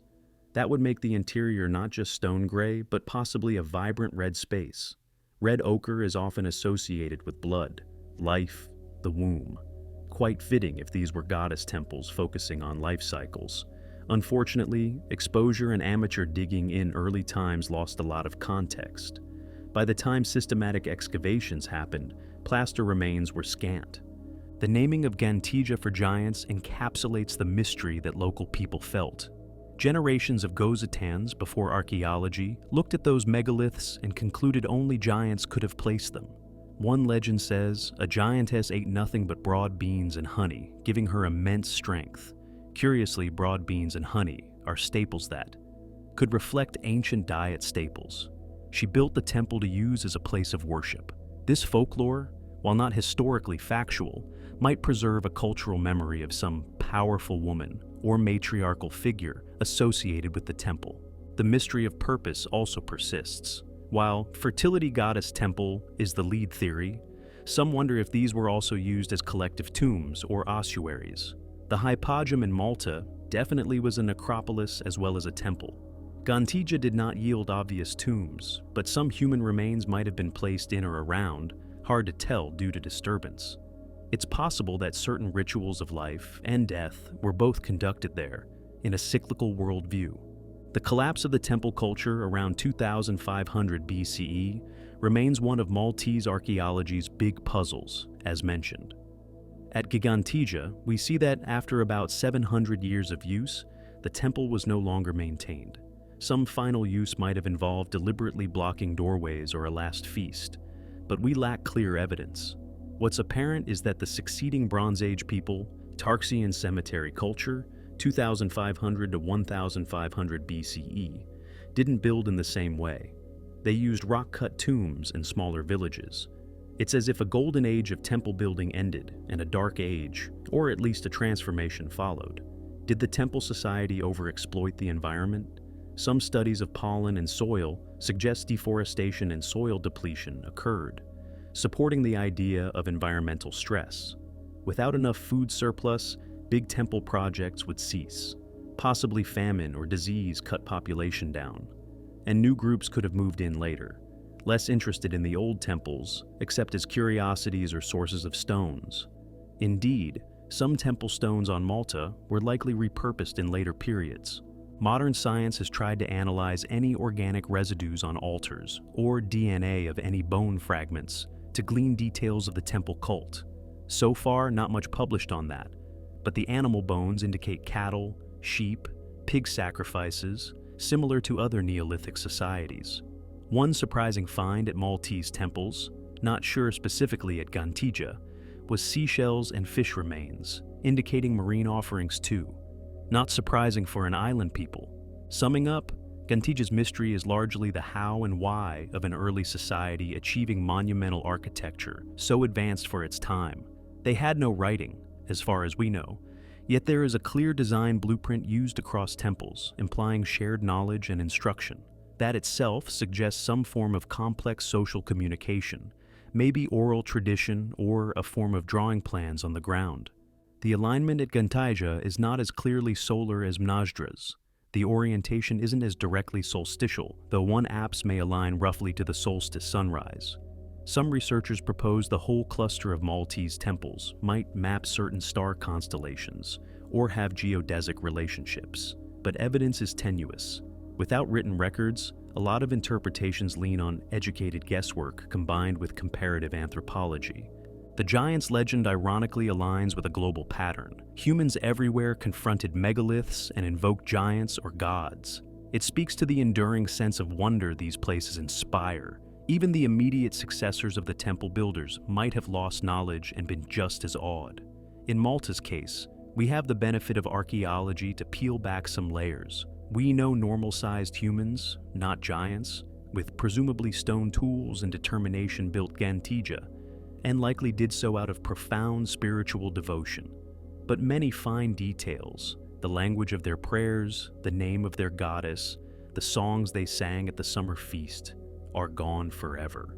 Thus, while science can measure those 50-ton blocks and simulate how many people might pull one, maybe 200 people pulling with ropes can move a multi-ton stone slowly, and we can categorize pottery and figurines to understand economy and art, the heart of Ġgantija's meaning remains elusive. Maybe that's part of its magic. Stand within those prehistoric apses, and you feel a connection to something ancient yet familiar. The human quest to leave something behind, to reach for the divine, to gather in communal awe. In that sense, Ġgantija still fulfills a kind of purpose. It humbles us, reminding us that so long ago, people with far fewer tools achieved something we'd call an engineering marvel today. And they did it not for profit or conquest, but likely for faith and community. From the giant stones of Ġgantija, our journey across time and continents now shifts gears. We leave the Mediterranean and leap across the world to Southeast Asia, where a very different kind of megalithic marvel rises from a volcanic landscape. Our next destination is Borobudur in Indonesia, a comparatively young site, only 1,200 years old, but a gigantic puzzle of its own. A mountain of stone forming a cosmic mandala, crossing from prehistory to the early medieval period, and from the islands of the west to the tropics of the east, we arrive at Borobudur, the world's largest Buddhist temple, built of 2 million stones. What mysteries surround this cosmic mountain of a monument? Borobudur. Rising above the lush jungles and rice fields of central Java, Borobudur is a stone mountain of a monument, an immense Buddhist stupa and temple complex built in the 8th to 9th century CE by the Sailendra dynasty. From a distance, Borobudur looks like a pyramid or a hill, but as you approach, its intricate design emerges. 9 stacked platforms, 6 square levels topped by 3 circular terraces, creating a step pyramid that culminates in a grand central dome. Every surface is adorned with carvings, narratives and motifs totaling over 2,600 relief panels, and the upper terraces host 72 perforated stone stupas, each containing a Buddha statue peering serenely through the lattice. In all, Borobudur is constructed from an estimated 2 million blocks of andesite stone, carved and fitted without mortar. It is the largest single Buddhist structure in the world, and a UNESCO World Heritage Site, celebrated not only for its scale, but for its symbolism. The entire layout is a 3-dimensional mandala, representing the Buddhist cosmology of levels of enlightenment. The mystery of Borobudur lies in its purpose and construction. Why build such a colossal monument here, in a land far from India, the birthplace of Buddhism? And how did ancient Javanese engineers ensure it would stand the test of time on a volcanic plain? Additionally, Borobudur was inexplicably abandoned and hidden for centuries under volcanic ash and jungle growth, only rediscovered in the 19th century. Its story contains elements of wonder, advanced design, spiritual meaning, and the unanswered question of why it was lost to history for so long. The construction of Borobudur, around 760 to 830 CE, dates vary among scholars, would have been an epic feat. First, the site, a small hill originally, was cleared and possibly stabilized. Some evidence suggests the builders created a base foundation around the hill to shape it.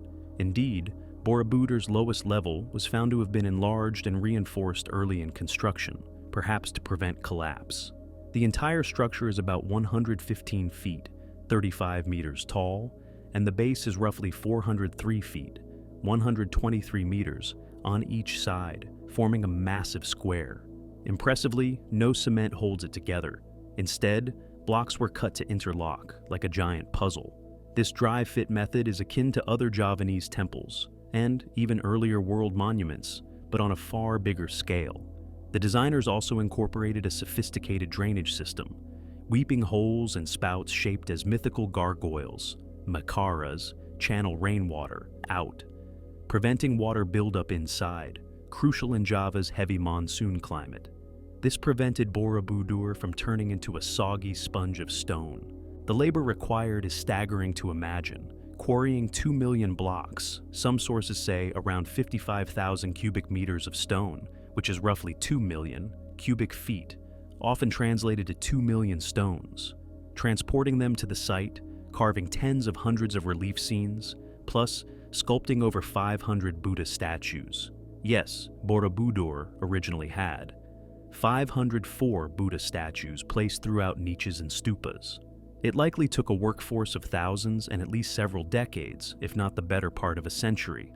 The Sailendra kings were devout Mahayana Buddhists and extremely powerful in the region, controlling trade routes.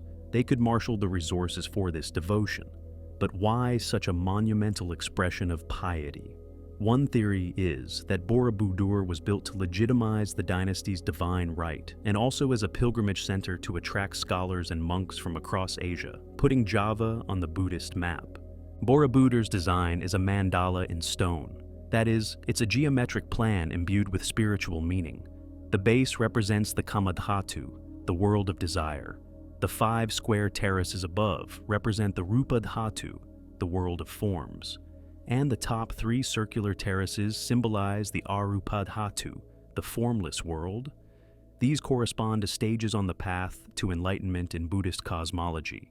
As pilgrims circumambulate the monument clockwise, they ascend physically and metaphorically. The relief panels on the walls of each level depict teachings and tales. The base originally had scenes of cause and effect, karma, though many of these base reliefs were covered by a later encasement, possibly for structural support. The middle levels show episodes from the life of the Buddha and Jataka tales, stories of Buddha's previous lives, as well as illustrations of Mahayana sutras like the Gandavyuha, which describes a pilgrim sadhana's journey, quite fitting. The upper round terraces have no narrative reliefs, signifying the transcendence of form. Instead, they have those bell-like stupas, each encasing a Buddha facing outwards. These Buddhas in the stupas are often referred to as hidden Buddhas. Originally, each perforated stupa had a seated statue, some of which are now missing or damaged. Finally, at the center top was the large main stupa, likely once gilded or at least plastered smooth. Interestingly, the central stupa is empty. Whether it once had a relic or image is unknown. It might symbolize the ineffable void, sunyata. The entire conception is deeply philosophical, which is why one mystery is who were the architects and spiritual brains behind it. We have no records naming the architect, in contrast to, say, some European cathedrals or ancient inscriptions in other cultures. It's believed that learned monks or scholars in the royal court guided the iconography and overall design to mirror Buddhist texts. There may have been foreign influence. The Sailendra were connected to the Srivijaya kingdom in Sumatra, which was a Buddhist learning center. Some scholars think Borobudur was part of establishing Java as a new center of Buddhism, possibly even competing with or complementing Nalanda in India. Another mysterious element is that Borobudur has no interior chambers. Unlike many temples or churches, it's essentially a solid structure with some internal fill that you experience by walking on it rather than in it. It's more akin to an artificial sacred mountain than a traditional building. There's no obvious sanctum sanctorum with a big idol. The central stupa at top maybe, but it's empty. This is unique and speaks to its likely purpose as a giant reliquary symbolizing the enlightened mind. Some have wondered if relics of the Buddha or famous saints were embedded in the central dome or somewhere. Small relics were found in stupas of nearby smaller temples, but none was recorded at Borobudur's heart. Perhaps any relics were taken when it was abandoned or remain undiscovered. The abandonment of Borobudur is curious. Sometime in the 14th century, likely with the decline of Buddhism and rise of Islam in Java, Borobudur ceased to be maintained. Volcanic eruptions, Java is very volcanic, and earthquakes may have damaged it, and it got blanketed by ash and overgrown by jungle. Local villagers knew of a big mountain of many statues, but it receded into lore partially. The British under Sir Thomas Raffles, governor of Java in 1811 to 1816, heard of it and sent an expedition in 1814. They cleared some vegetation and basically rediscovered it for the world. Imagine unveiling the huge carved reliefs and Buddha heads entwined with roots, a real-life lost temple scenario. This romantic discovery sparked interest, but serious excavation and restoration didn't happen until the early 20th century, under Dutch colonial efforts. Thereafter, Borobudur was saved from further decay by large restorations, including a major UNESCO-led project in the 1970s where it was dismantled, piece by piece, and reconstructed with modern waterproofing. So, one mystery. Why did the Javanese stop using Borobudur? Did volcanic disasters around the 10th century, there was a major eruption of nearby Merapi volcano perhaps, make the area untenable? It's known that around the 10th century the political center in Java shifted from central to East Java, maybe due to natural disasters or economic changes, leaving Borobudur in a less supported region.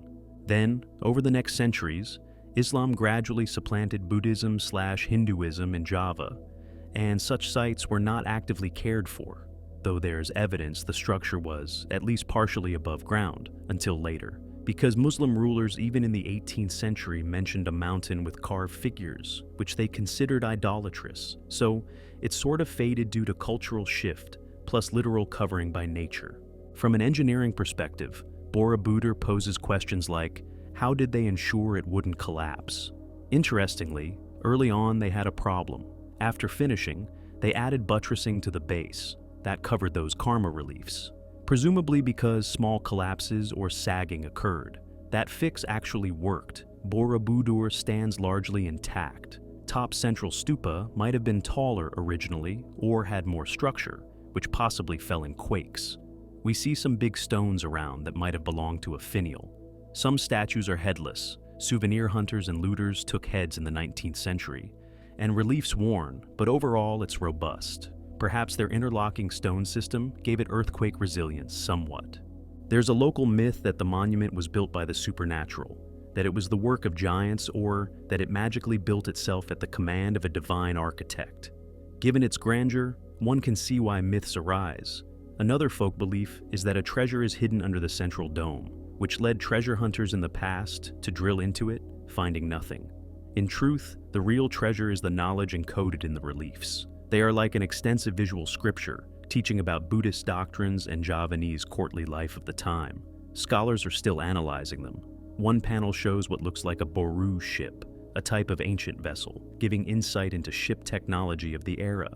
Others show musical instruments, dress, flora, and fauna of 9th century Java, a boon for historians. One aesthetic mystery: the face of the Buddhas. Many Buddha statues at Borobudur were left unfinished in the face area, maybe intentionally. Some experts think finishing touches might have been done in stucco and paint, which wore off. There's also the question of what gilding or color the temple had. Traces of pigment suggest parts were painted or gilded. Imagine it in full glory. White or colored plaster walls, golden stupas gleaming at sunrise. It would be even more stunning. From a spiritual perspective, one might ask, did Borobudur serve its purpose? Did pilgrims come? We have sparse records of pilgrims from other places visiting, unlike, say, Nalanda or Bodh Gaya, which got chronicled by Chinese pilgrims. Possibly some did, but didn't write about it. After restoration, in modern times, Borobudur has become active again as a pilgrimage site. Every Vesak, Buddha's birthday, thousands of Indonesian and international Buddhists gather to perform ritual circumambulation and meditation there, reviving its original function. Science has tackled Borobudur's geology, monitoring stability. It survived quakes, including a big one in 2006 with only minor damage. The volcanic soil under it can amplify tremors, but the restoration anchored it more. They also keep an eye on acid rain and microbes eating the stone. Conservation is an ongoing concern. So, Borobudur's main mystery might be phrased as, how did an island kingdom far from the Buddhist heartland manage to create an architectural marvel that encapsulates the entirety of Buddhist doctrine in stone? And why was such an achievement later forgotten? Science and history answer bits. Trade and devotion brought Buddhist ideas. Wealth and stability under a powerful dynasty provided means. The rest is human creativity and faith-pushing boundaries. But one can't help but wonder if there were specific individuals, a mastermind monk or visionary king, who conceived this grand idea. Their names lost, they live on through Borobudur itself. To walk Borobudur is often described as a journey in itself. You start at the base among depictions of earthly life's bustle and suffering. As you climb, the scenes elevate in subject. By the time you reach the top circular terraces, there are no more distracting narratives, just serene Buddhas within stupas and open sky. At the very summit, you stand by the big empty dome, perhaps meant to symbolize nirvana beyond representation. Many visitors, religious or not, feel a tranquil reverence up there, gazing at the surrounding volcanoes and green plains, understanding intuitively that the monument was built as a guide for the soul. This intangible quality is something science can't quantify, the subtle effect of design on consciousness. Maybe that's Borobudur's ultimate secret. It's not just a pile of 2 million stones 84, but a carefully orchestrated experience. The ancient builders likely knew that and intended it. In reviving Borobudur, we have regained not just a historical treasure, but a spiritual beacon whose light was dimmed for centuries under volcanic ash. Now, from the pinnacle of organized religion and empire, we shift to a more enigmatic vestige, a hill in West Java that some claim hides the remains of a 20,000-year-old pyramid. Our next stop is Gunung Padang, a site steeped in controversy, where natural geology and human workmanship mingle, and where some believe lies evidence of a lost civilization far older than any known. Is it Asia's answer to Atlantis, or simply a misunderstood megalithic site? Gunung Padang. In the verdant highlands of West Java, Indonesia, stands an unassuming hill called Gunung Padang. At first glance, it looks like any other hill, but climb its slopes and you'll find the ground littered with countless rectangular stone pillars, many stuck upright in the soil or arranged in rough terraces. Locals have long known the site as an ancient ruin. The name Gunung Padang means Mountain of Light or Mountain of Enlightenment in Sandanese, and folklore attributes it to the work of King Siliwangi, a semi-legendary ancient king who supposedly built it in one night. Archaeologically, Gunung Padang is recognized as the largest megalithic site in Indonesia, with surface ruins likely dating to around 500 to 2000 BCE, the Indonesian Bronze Iron Age. That alone makes it significant. But in the last decade, it catapulted to global attention with a bold claim that Gunung Padang is not just a hill, but a man-made stepped pyramid concealing structures potentially up to 9,000 or even 20,000 years old. If true, that would overturn conventional history, placing a complex human construction in the last ice age. These claims, made by a team of Indonesian researchers led by geologist Dr. Danny Hilman Nadawijaya, are hotly debated. Ground-penetrating radar and core drilling at Gunung Padang did reveal anomalies. Columnar rocks arranged in grids deep below, and carbon dates from soil or organic materials yielding ages of 10,000 to 20,000 BP. However, critics argue the data is misinterpreted, that the hill is primarily natural, a volcano neck with natural columnar joints of andesite, and any human activity doesn't date nearly that far back. The mystery of Gunung Padang thus spans two fronts. What exactly is under the hill, and why has it ignited such controversy? Let's start with what is agreed. At the summit of Gunung Padang, elevation approximately 885 meters, there are man-made stone arrangements. The hilltop is terraced into at least 5-step terraces descending northwest to southeast, covering about 3 hectares, 7.4 acres. These terraces are paved with, or composed of, elongated basalt columns, volcanic rocks that naturally form hexagonal cross-section pillars, much like Giant's Causeway in Ireland. The people who inhabited or ritually used Gunung Padang took these columns, likely quarried from nearby or maybe from the site itself, and laid them out horizontally to create terraces and paths, or set them upright like menhirs, standing stones. Some pillars remain standing, forming rows that might have been primitive walls or enclosures on the terraces. The site was first documented by Dutch archaeologists in 1914, who saw it as a megalithic culture site, likely from Indonesia's Neolithic or Bronze Age, thousands of years old, but not extremely ancient. Local traditions treat it as a sacred place. Offerings are sometimes given, and it wasn't inhabited in modern times, mainly visited for ritual or legend. Excavations in the early 2000s found artifacts like pottery shards and stone tools, supporting a usage period around 500 BCE or so, which aligns with known Austronesian megalithic culture in West Java. So far, so normal. It's a unique large megalithic site, but within known timelines. Now, enter the new research. Around 2011 to 2012, a team undertook geophysical surveys. They found that below the surface megaliths, the soil and rock had certain patterns. Geoelectric profiles and GPR, radar scans, indicated horizontal structures and cavities at various depths, 1 to 15 meters deep.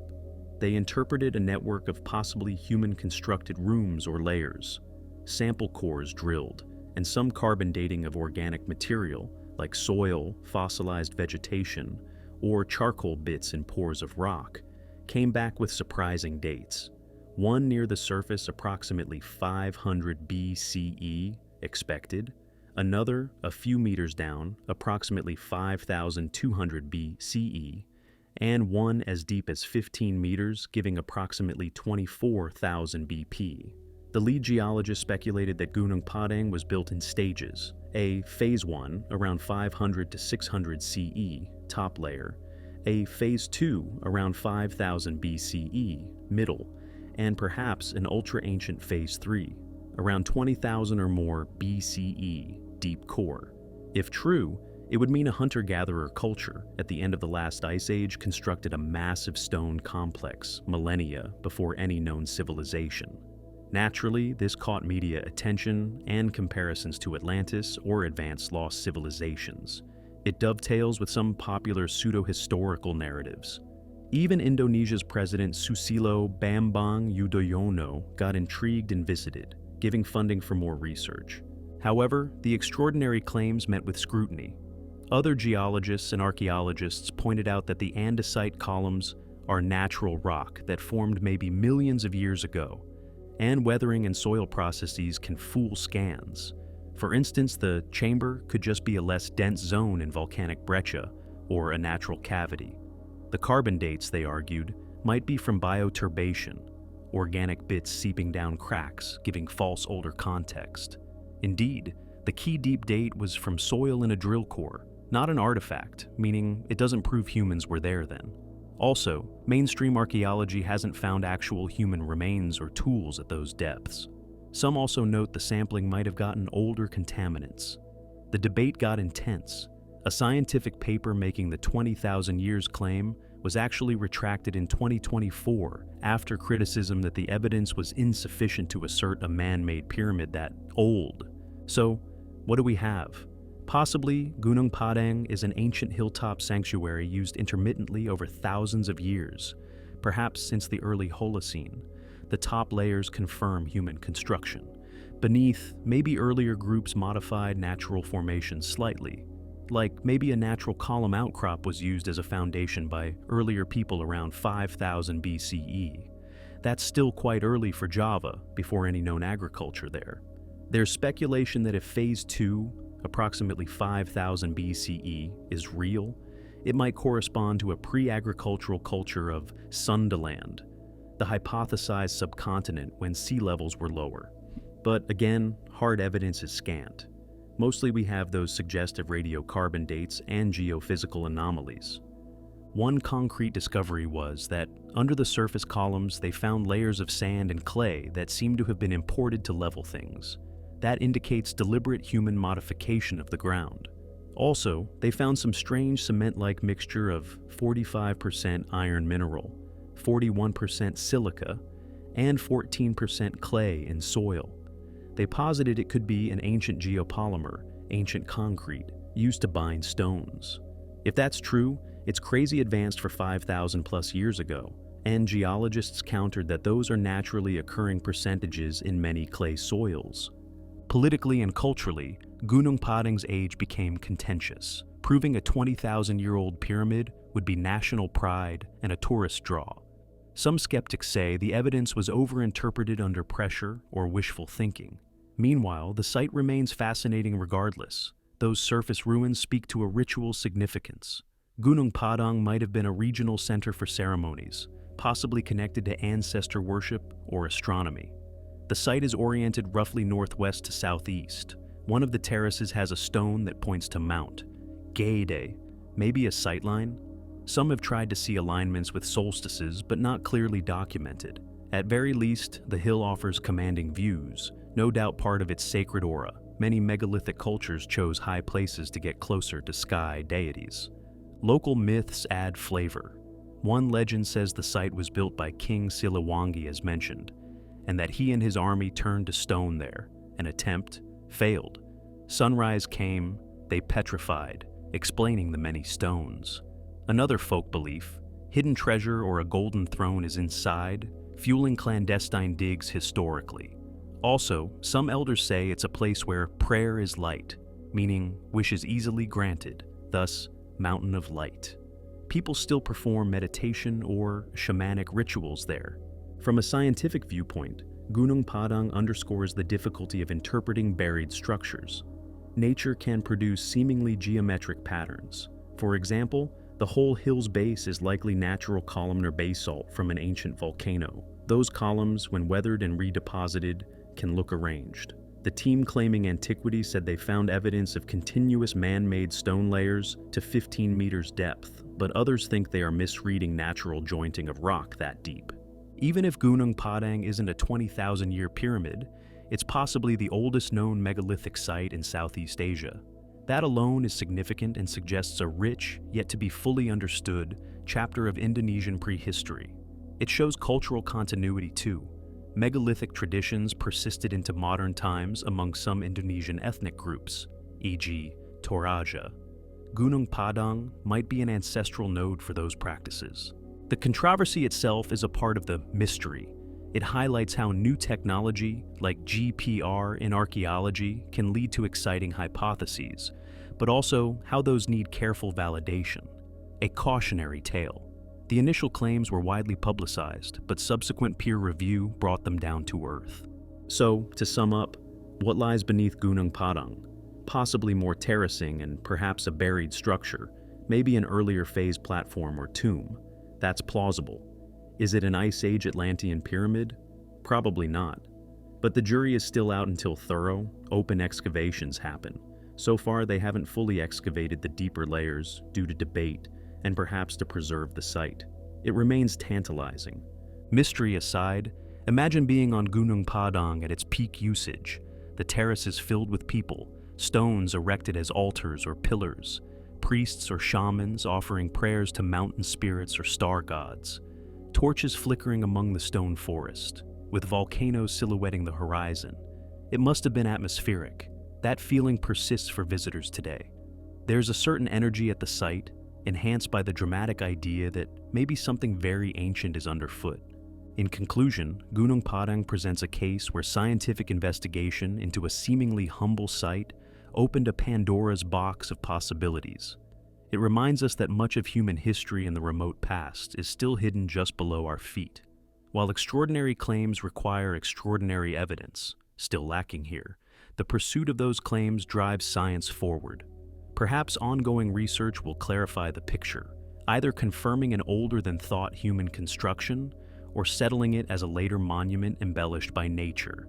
Until then, Gunung Padang sits quietly, its stone pillars keeping their secrets as they have for millennia.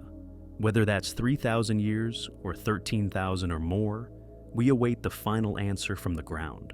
For our final journey, we traverse from the hills of Java to the jungles of Cambodia, where another lost world awaited rediscovery. In Angkor Thom, the last great capital of the Khmer Empire, we find colossal faces smiling enigmatically, and an entire hydraulic city swallowed by strangling figs. We'll peer into the royal temple of Phaymianikas and roam the overgrown boulevards of Angkor Thom, a city of 1 million people that vanished under the vines.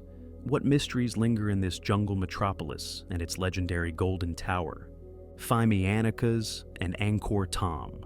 Deep in the Cambodian jungle, the ruins of Angkor Thom stand as remnants of a once glorious lost city, a metropolis of the Khmer Empire that at its zenith, around the 12th to 13th centuries COE, may have been home to 1 million people, making it one of the largest cities on Earth in its time.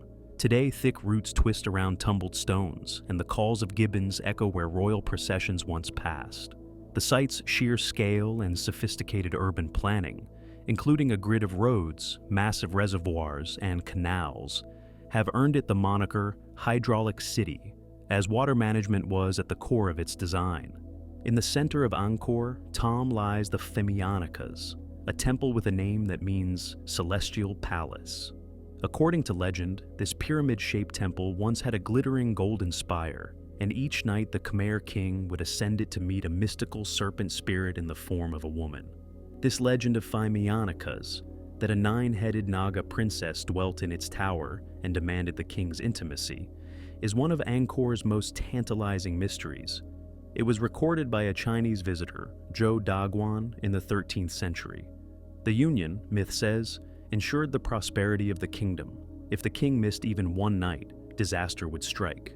While that is myth, it hints at the symbolic and ritual importance of Phaymianikas within Angkor Thom's royal enclosure. More broadly, the mysteries of Angkor Thom involve how such an immense city, complete with 8-meter-high walls spanning 12 kilometers, monumental gates, the towering Bayon Temple of Faces, and an intricate web of canals, could be swallowed by the forest and forgotten until French explorers in the 19th century reintroduced it to the world. How did this highly advanced city, with its precise urban grid and water infrastructure, meet its end? And what secrets have recent technologies like LiDAR revealed beneath the jungle canopy about the true extent of Angkor's urban sprawl? First, Angkor Thom, great city in Khmer, was established by King Jayavarman VII in the late 12th century, after the Cham invaders had sacked the previous capital. He rebuilt and extended Angkor into a massive fortified city. At roughly 9 square kilometers, Angkor Thom was enclosed by a square wall and wide moat. The moat and an elaborate network of canals and reservoirs, including the gigantic West Barai just outside, 8 kilometers long, served to channel water from rivers, keeping rice fields irrigated year-round and also managing floods. One mystery long debated is the exact purpose of the largest reservoirs, the East and West Barais. Clearly they held and distributed water, but did they also have symbolic or religious meaning, being like the Sea of Creation from Hindu cosmology? Possibly both. Inside Angkor Thom's walls were broad avenues, shrines, markets, houses, mostly of wood, thus vanished, and the epic stone temples like Bayon, with its 216 carved stone faces, serenely smiling at the very center. The royal palace compound in the northwest of the city houses Phaymianikas as its tallest structure. Phaymianikas itself is a nearly square, tiered pyramid made of laterite and sandstone, about 35 meters at the base and 12 meters high. It has 3 levels, each smaller, creating a shape akin to a stepped ziggurat. It likely had a tower on top, where the golden spire was said to be. It was built a bit earlier, maybe 10th century, and absorbed into Jayavarman's city. On each tier, faint carvings remain, and a steep stair leads up on the west and east sides. It's easy to imagine a king climbing up those steep stairs at dusk, disappearing into a small sanctuary on top, ostensibly to meditate or commune with the gods. And thus the legend could arise that he meets a goddess Naga there. Archaeologically, we don't have direct evidence of the Naga ritual. No inscription spells it out. But Zhou Daguan's report is compelling folklore.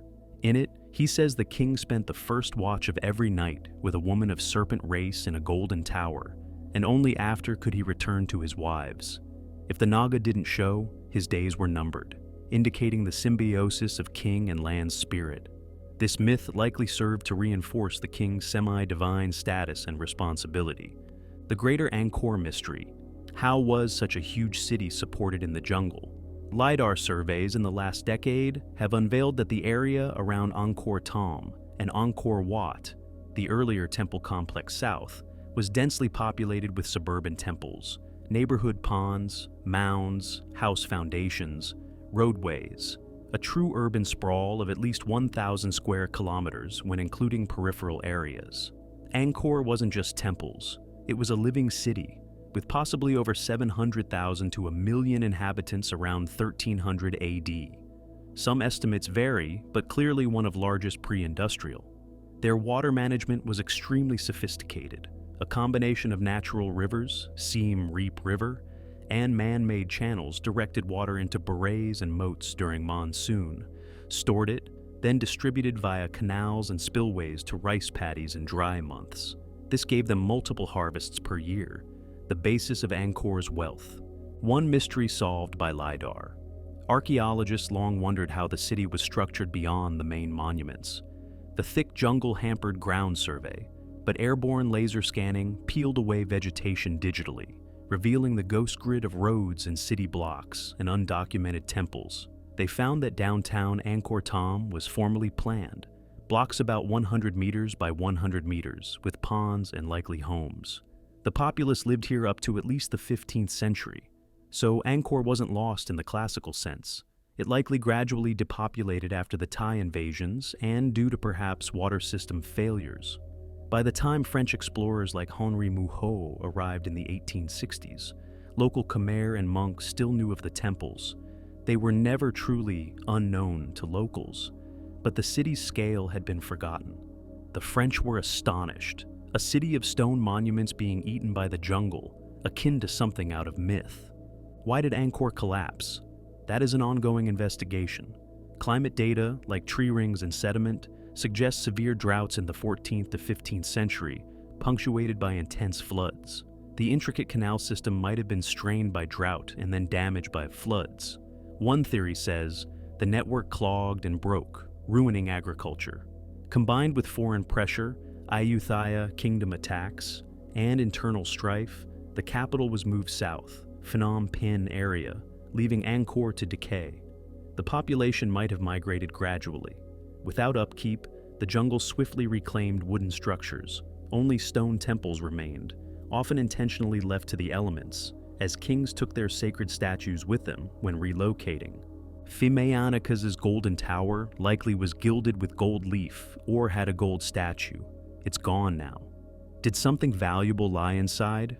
If the Naga legend holds a kernel of truth, maybe a sacred lingam or an idol was in that sanctuary, representing the deity consort of the king, perhaps a form of Shiva or a local mountain spirit. We have not found any such artifact in situ. Perhaps the absence of extraordinary finds, like stashes of treasure, is due to historical looting or removal when abandoned. Many Angkor temples were systematically cleared of icons when the city fell. Some relocated to new centers. Another intriguing find in Angkor Thom. An inscription on a stone tower tells of daily life, listing staff of the palace, including the remarkable detail of dancers, fire keepers, rice cooks, even a royal astrologer, painting a picture of a bustling palace. And indeed, Angkor had an advanced bureaucracy and artistry. They built not just canals, but also highways connecting to distant provinces, with stone bridges, some still standing. One can find giant stone faces at each city gate. The gates have 4 faces like Bayon's towers, and causeways lined with statues of gods and demons, the famous churning of the ocean of milk depiction. This grand entrance symbolism, these also have a mystery. Many statues are headless now, heads taken in war or by looters. The causeway imagery was a spiritual safeguard for the city. Angkor Thom's central temple, Bayon, itself is full of mysteries. For instance, the identity of the faces, likely Jayavarman, the seventh's idealized form, fused with Avalokiteshvara, Bodhisattva of compassion. The meaning of its maze-like design and hidden chambers, still studied. It even had a cryptic well chamber, possibly for rituals. Modern tech has demystified some. In 2013, LiDAR not only mapped Angkor Thom's precise layout, but also discovered a previously unknown adjacent city, Mahendra Parvata on Kulin Hills, an earlier Angkor prototype planned in the 8th to 9th century. This shows Angkor's urban planning roots ran deeper. While Angkor is now thoroughly on tourist itineraries, its sheer size means parts are still not fully excavated. Who knows what small mysteries remain? A hidden inscription in a collapsed shrine, or clues to how commoners lived, their wooden houses left only post holes. Also, a missing temple. The royal palace had a temple of the royal linga, phallus symbol of Shiva, which is mentioned in texts but not definitively found. Possibly it was Phimianica's, or near it. In mythic aura, Angkor is Cambodia's national pride now, but for a long time, Cambodians themselves had lost connect. Folk tales in the 1800s talked of a city built by heavenly beings, or the legendary leper king cursed by gods. Reality is human hands did it, though their organization and artistry seems superhuman. Angkor Thom's reclaiming by nature was so thorough that early explorers like Moho couldn't fathom how such advanced monuments were created by Asians, a bias of the time. He speculated they were built by a lost Western or Indian civilization. We know now it was Khmer ingenuity, but it underscores how surprising it was to the outside world that such a city was lost. Finally, consider how complete Angkor's urban blueprint was. It had hospitals, rest houses along roads. Jayavarman built 121 around his empire. It was like a miniature cosmos, temples for gods, palace for king, city for people, and water networks like arteries. The mystery, perhaps, is how knowledge of maintaining that cosmos was lost, possibly with the decline of the temple priests and engineers. When Buddhism shifted to Theravada, less state cult, more local, the grand project ceased. So, is Angkor's fall a story of religious transformation too? The state cult of deified kings faded, so maybe they felt less need to maintain huge temples. The hydraulic city concept was first hypothesized by archaeologist Bernard Philippe Grolier in the 1970s. It was debated, but now LiDAR confirmed Angkor was indeed a low-density mega-city reliant on hydrology. Yet, ironically, the water that sustained it also may have contributed to its downfall when climate shifted. There's a haunting poetry in that. The success of Angkor's engineering perhaps made it less resilient to extreme change. They optimized for regular patterns. When those broke, system was too rigid. In sum, Angkor Thom and Phimianica's evoke the mystery of human endeavors, both grand and ephemeral. A king spent nights with a mythical serpent to safeguard his city, symbolic perhaps of balancing earthly rule with divine favor. And the city's ruins now are nature's domain, reminding us even the mightiest urban marvel can vanish and be forgotten. Thanks to modern science, we're unforgetting Angkor, mapping it, analyzing pollen and sediment for clues, scanning archives for inscriptions. Many mysteries have been or are being solved, like LiDAR revealing the city's full extent. But others remain to tantalize. The personal stories of its inhabitants, the daily rhythms of an Angkorian, the exact chain of events in its collapse. What's left is the incredible sight itself, enormous stone faces watching silently over a once vibrant city, tree roots consuming temples like Ta Prohm, causeways that now go nowhere in the forest. Unlike a legend or Atlantis, Angkor's bones are visible, letting us decipher a lot. The real mystery may be a contemplative one, the rise and fall of civilizations. Angkor's ruins beg the question, how can something so advanced fall so completely? And in that question, we perhaps see a mirror to all complex societies. That philosophical mystery lingers as you stand atop Faimianikas at sunset. You can climb it carefully even today. And imagine the golden tower glinting, awaiting the king and his serpent bride to consummate the union of heaven and earth for another night, staving off the darkness for the kingdom below.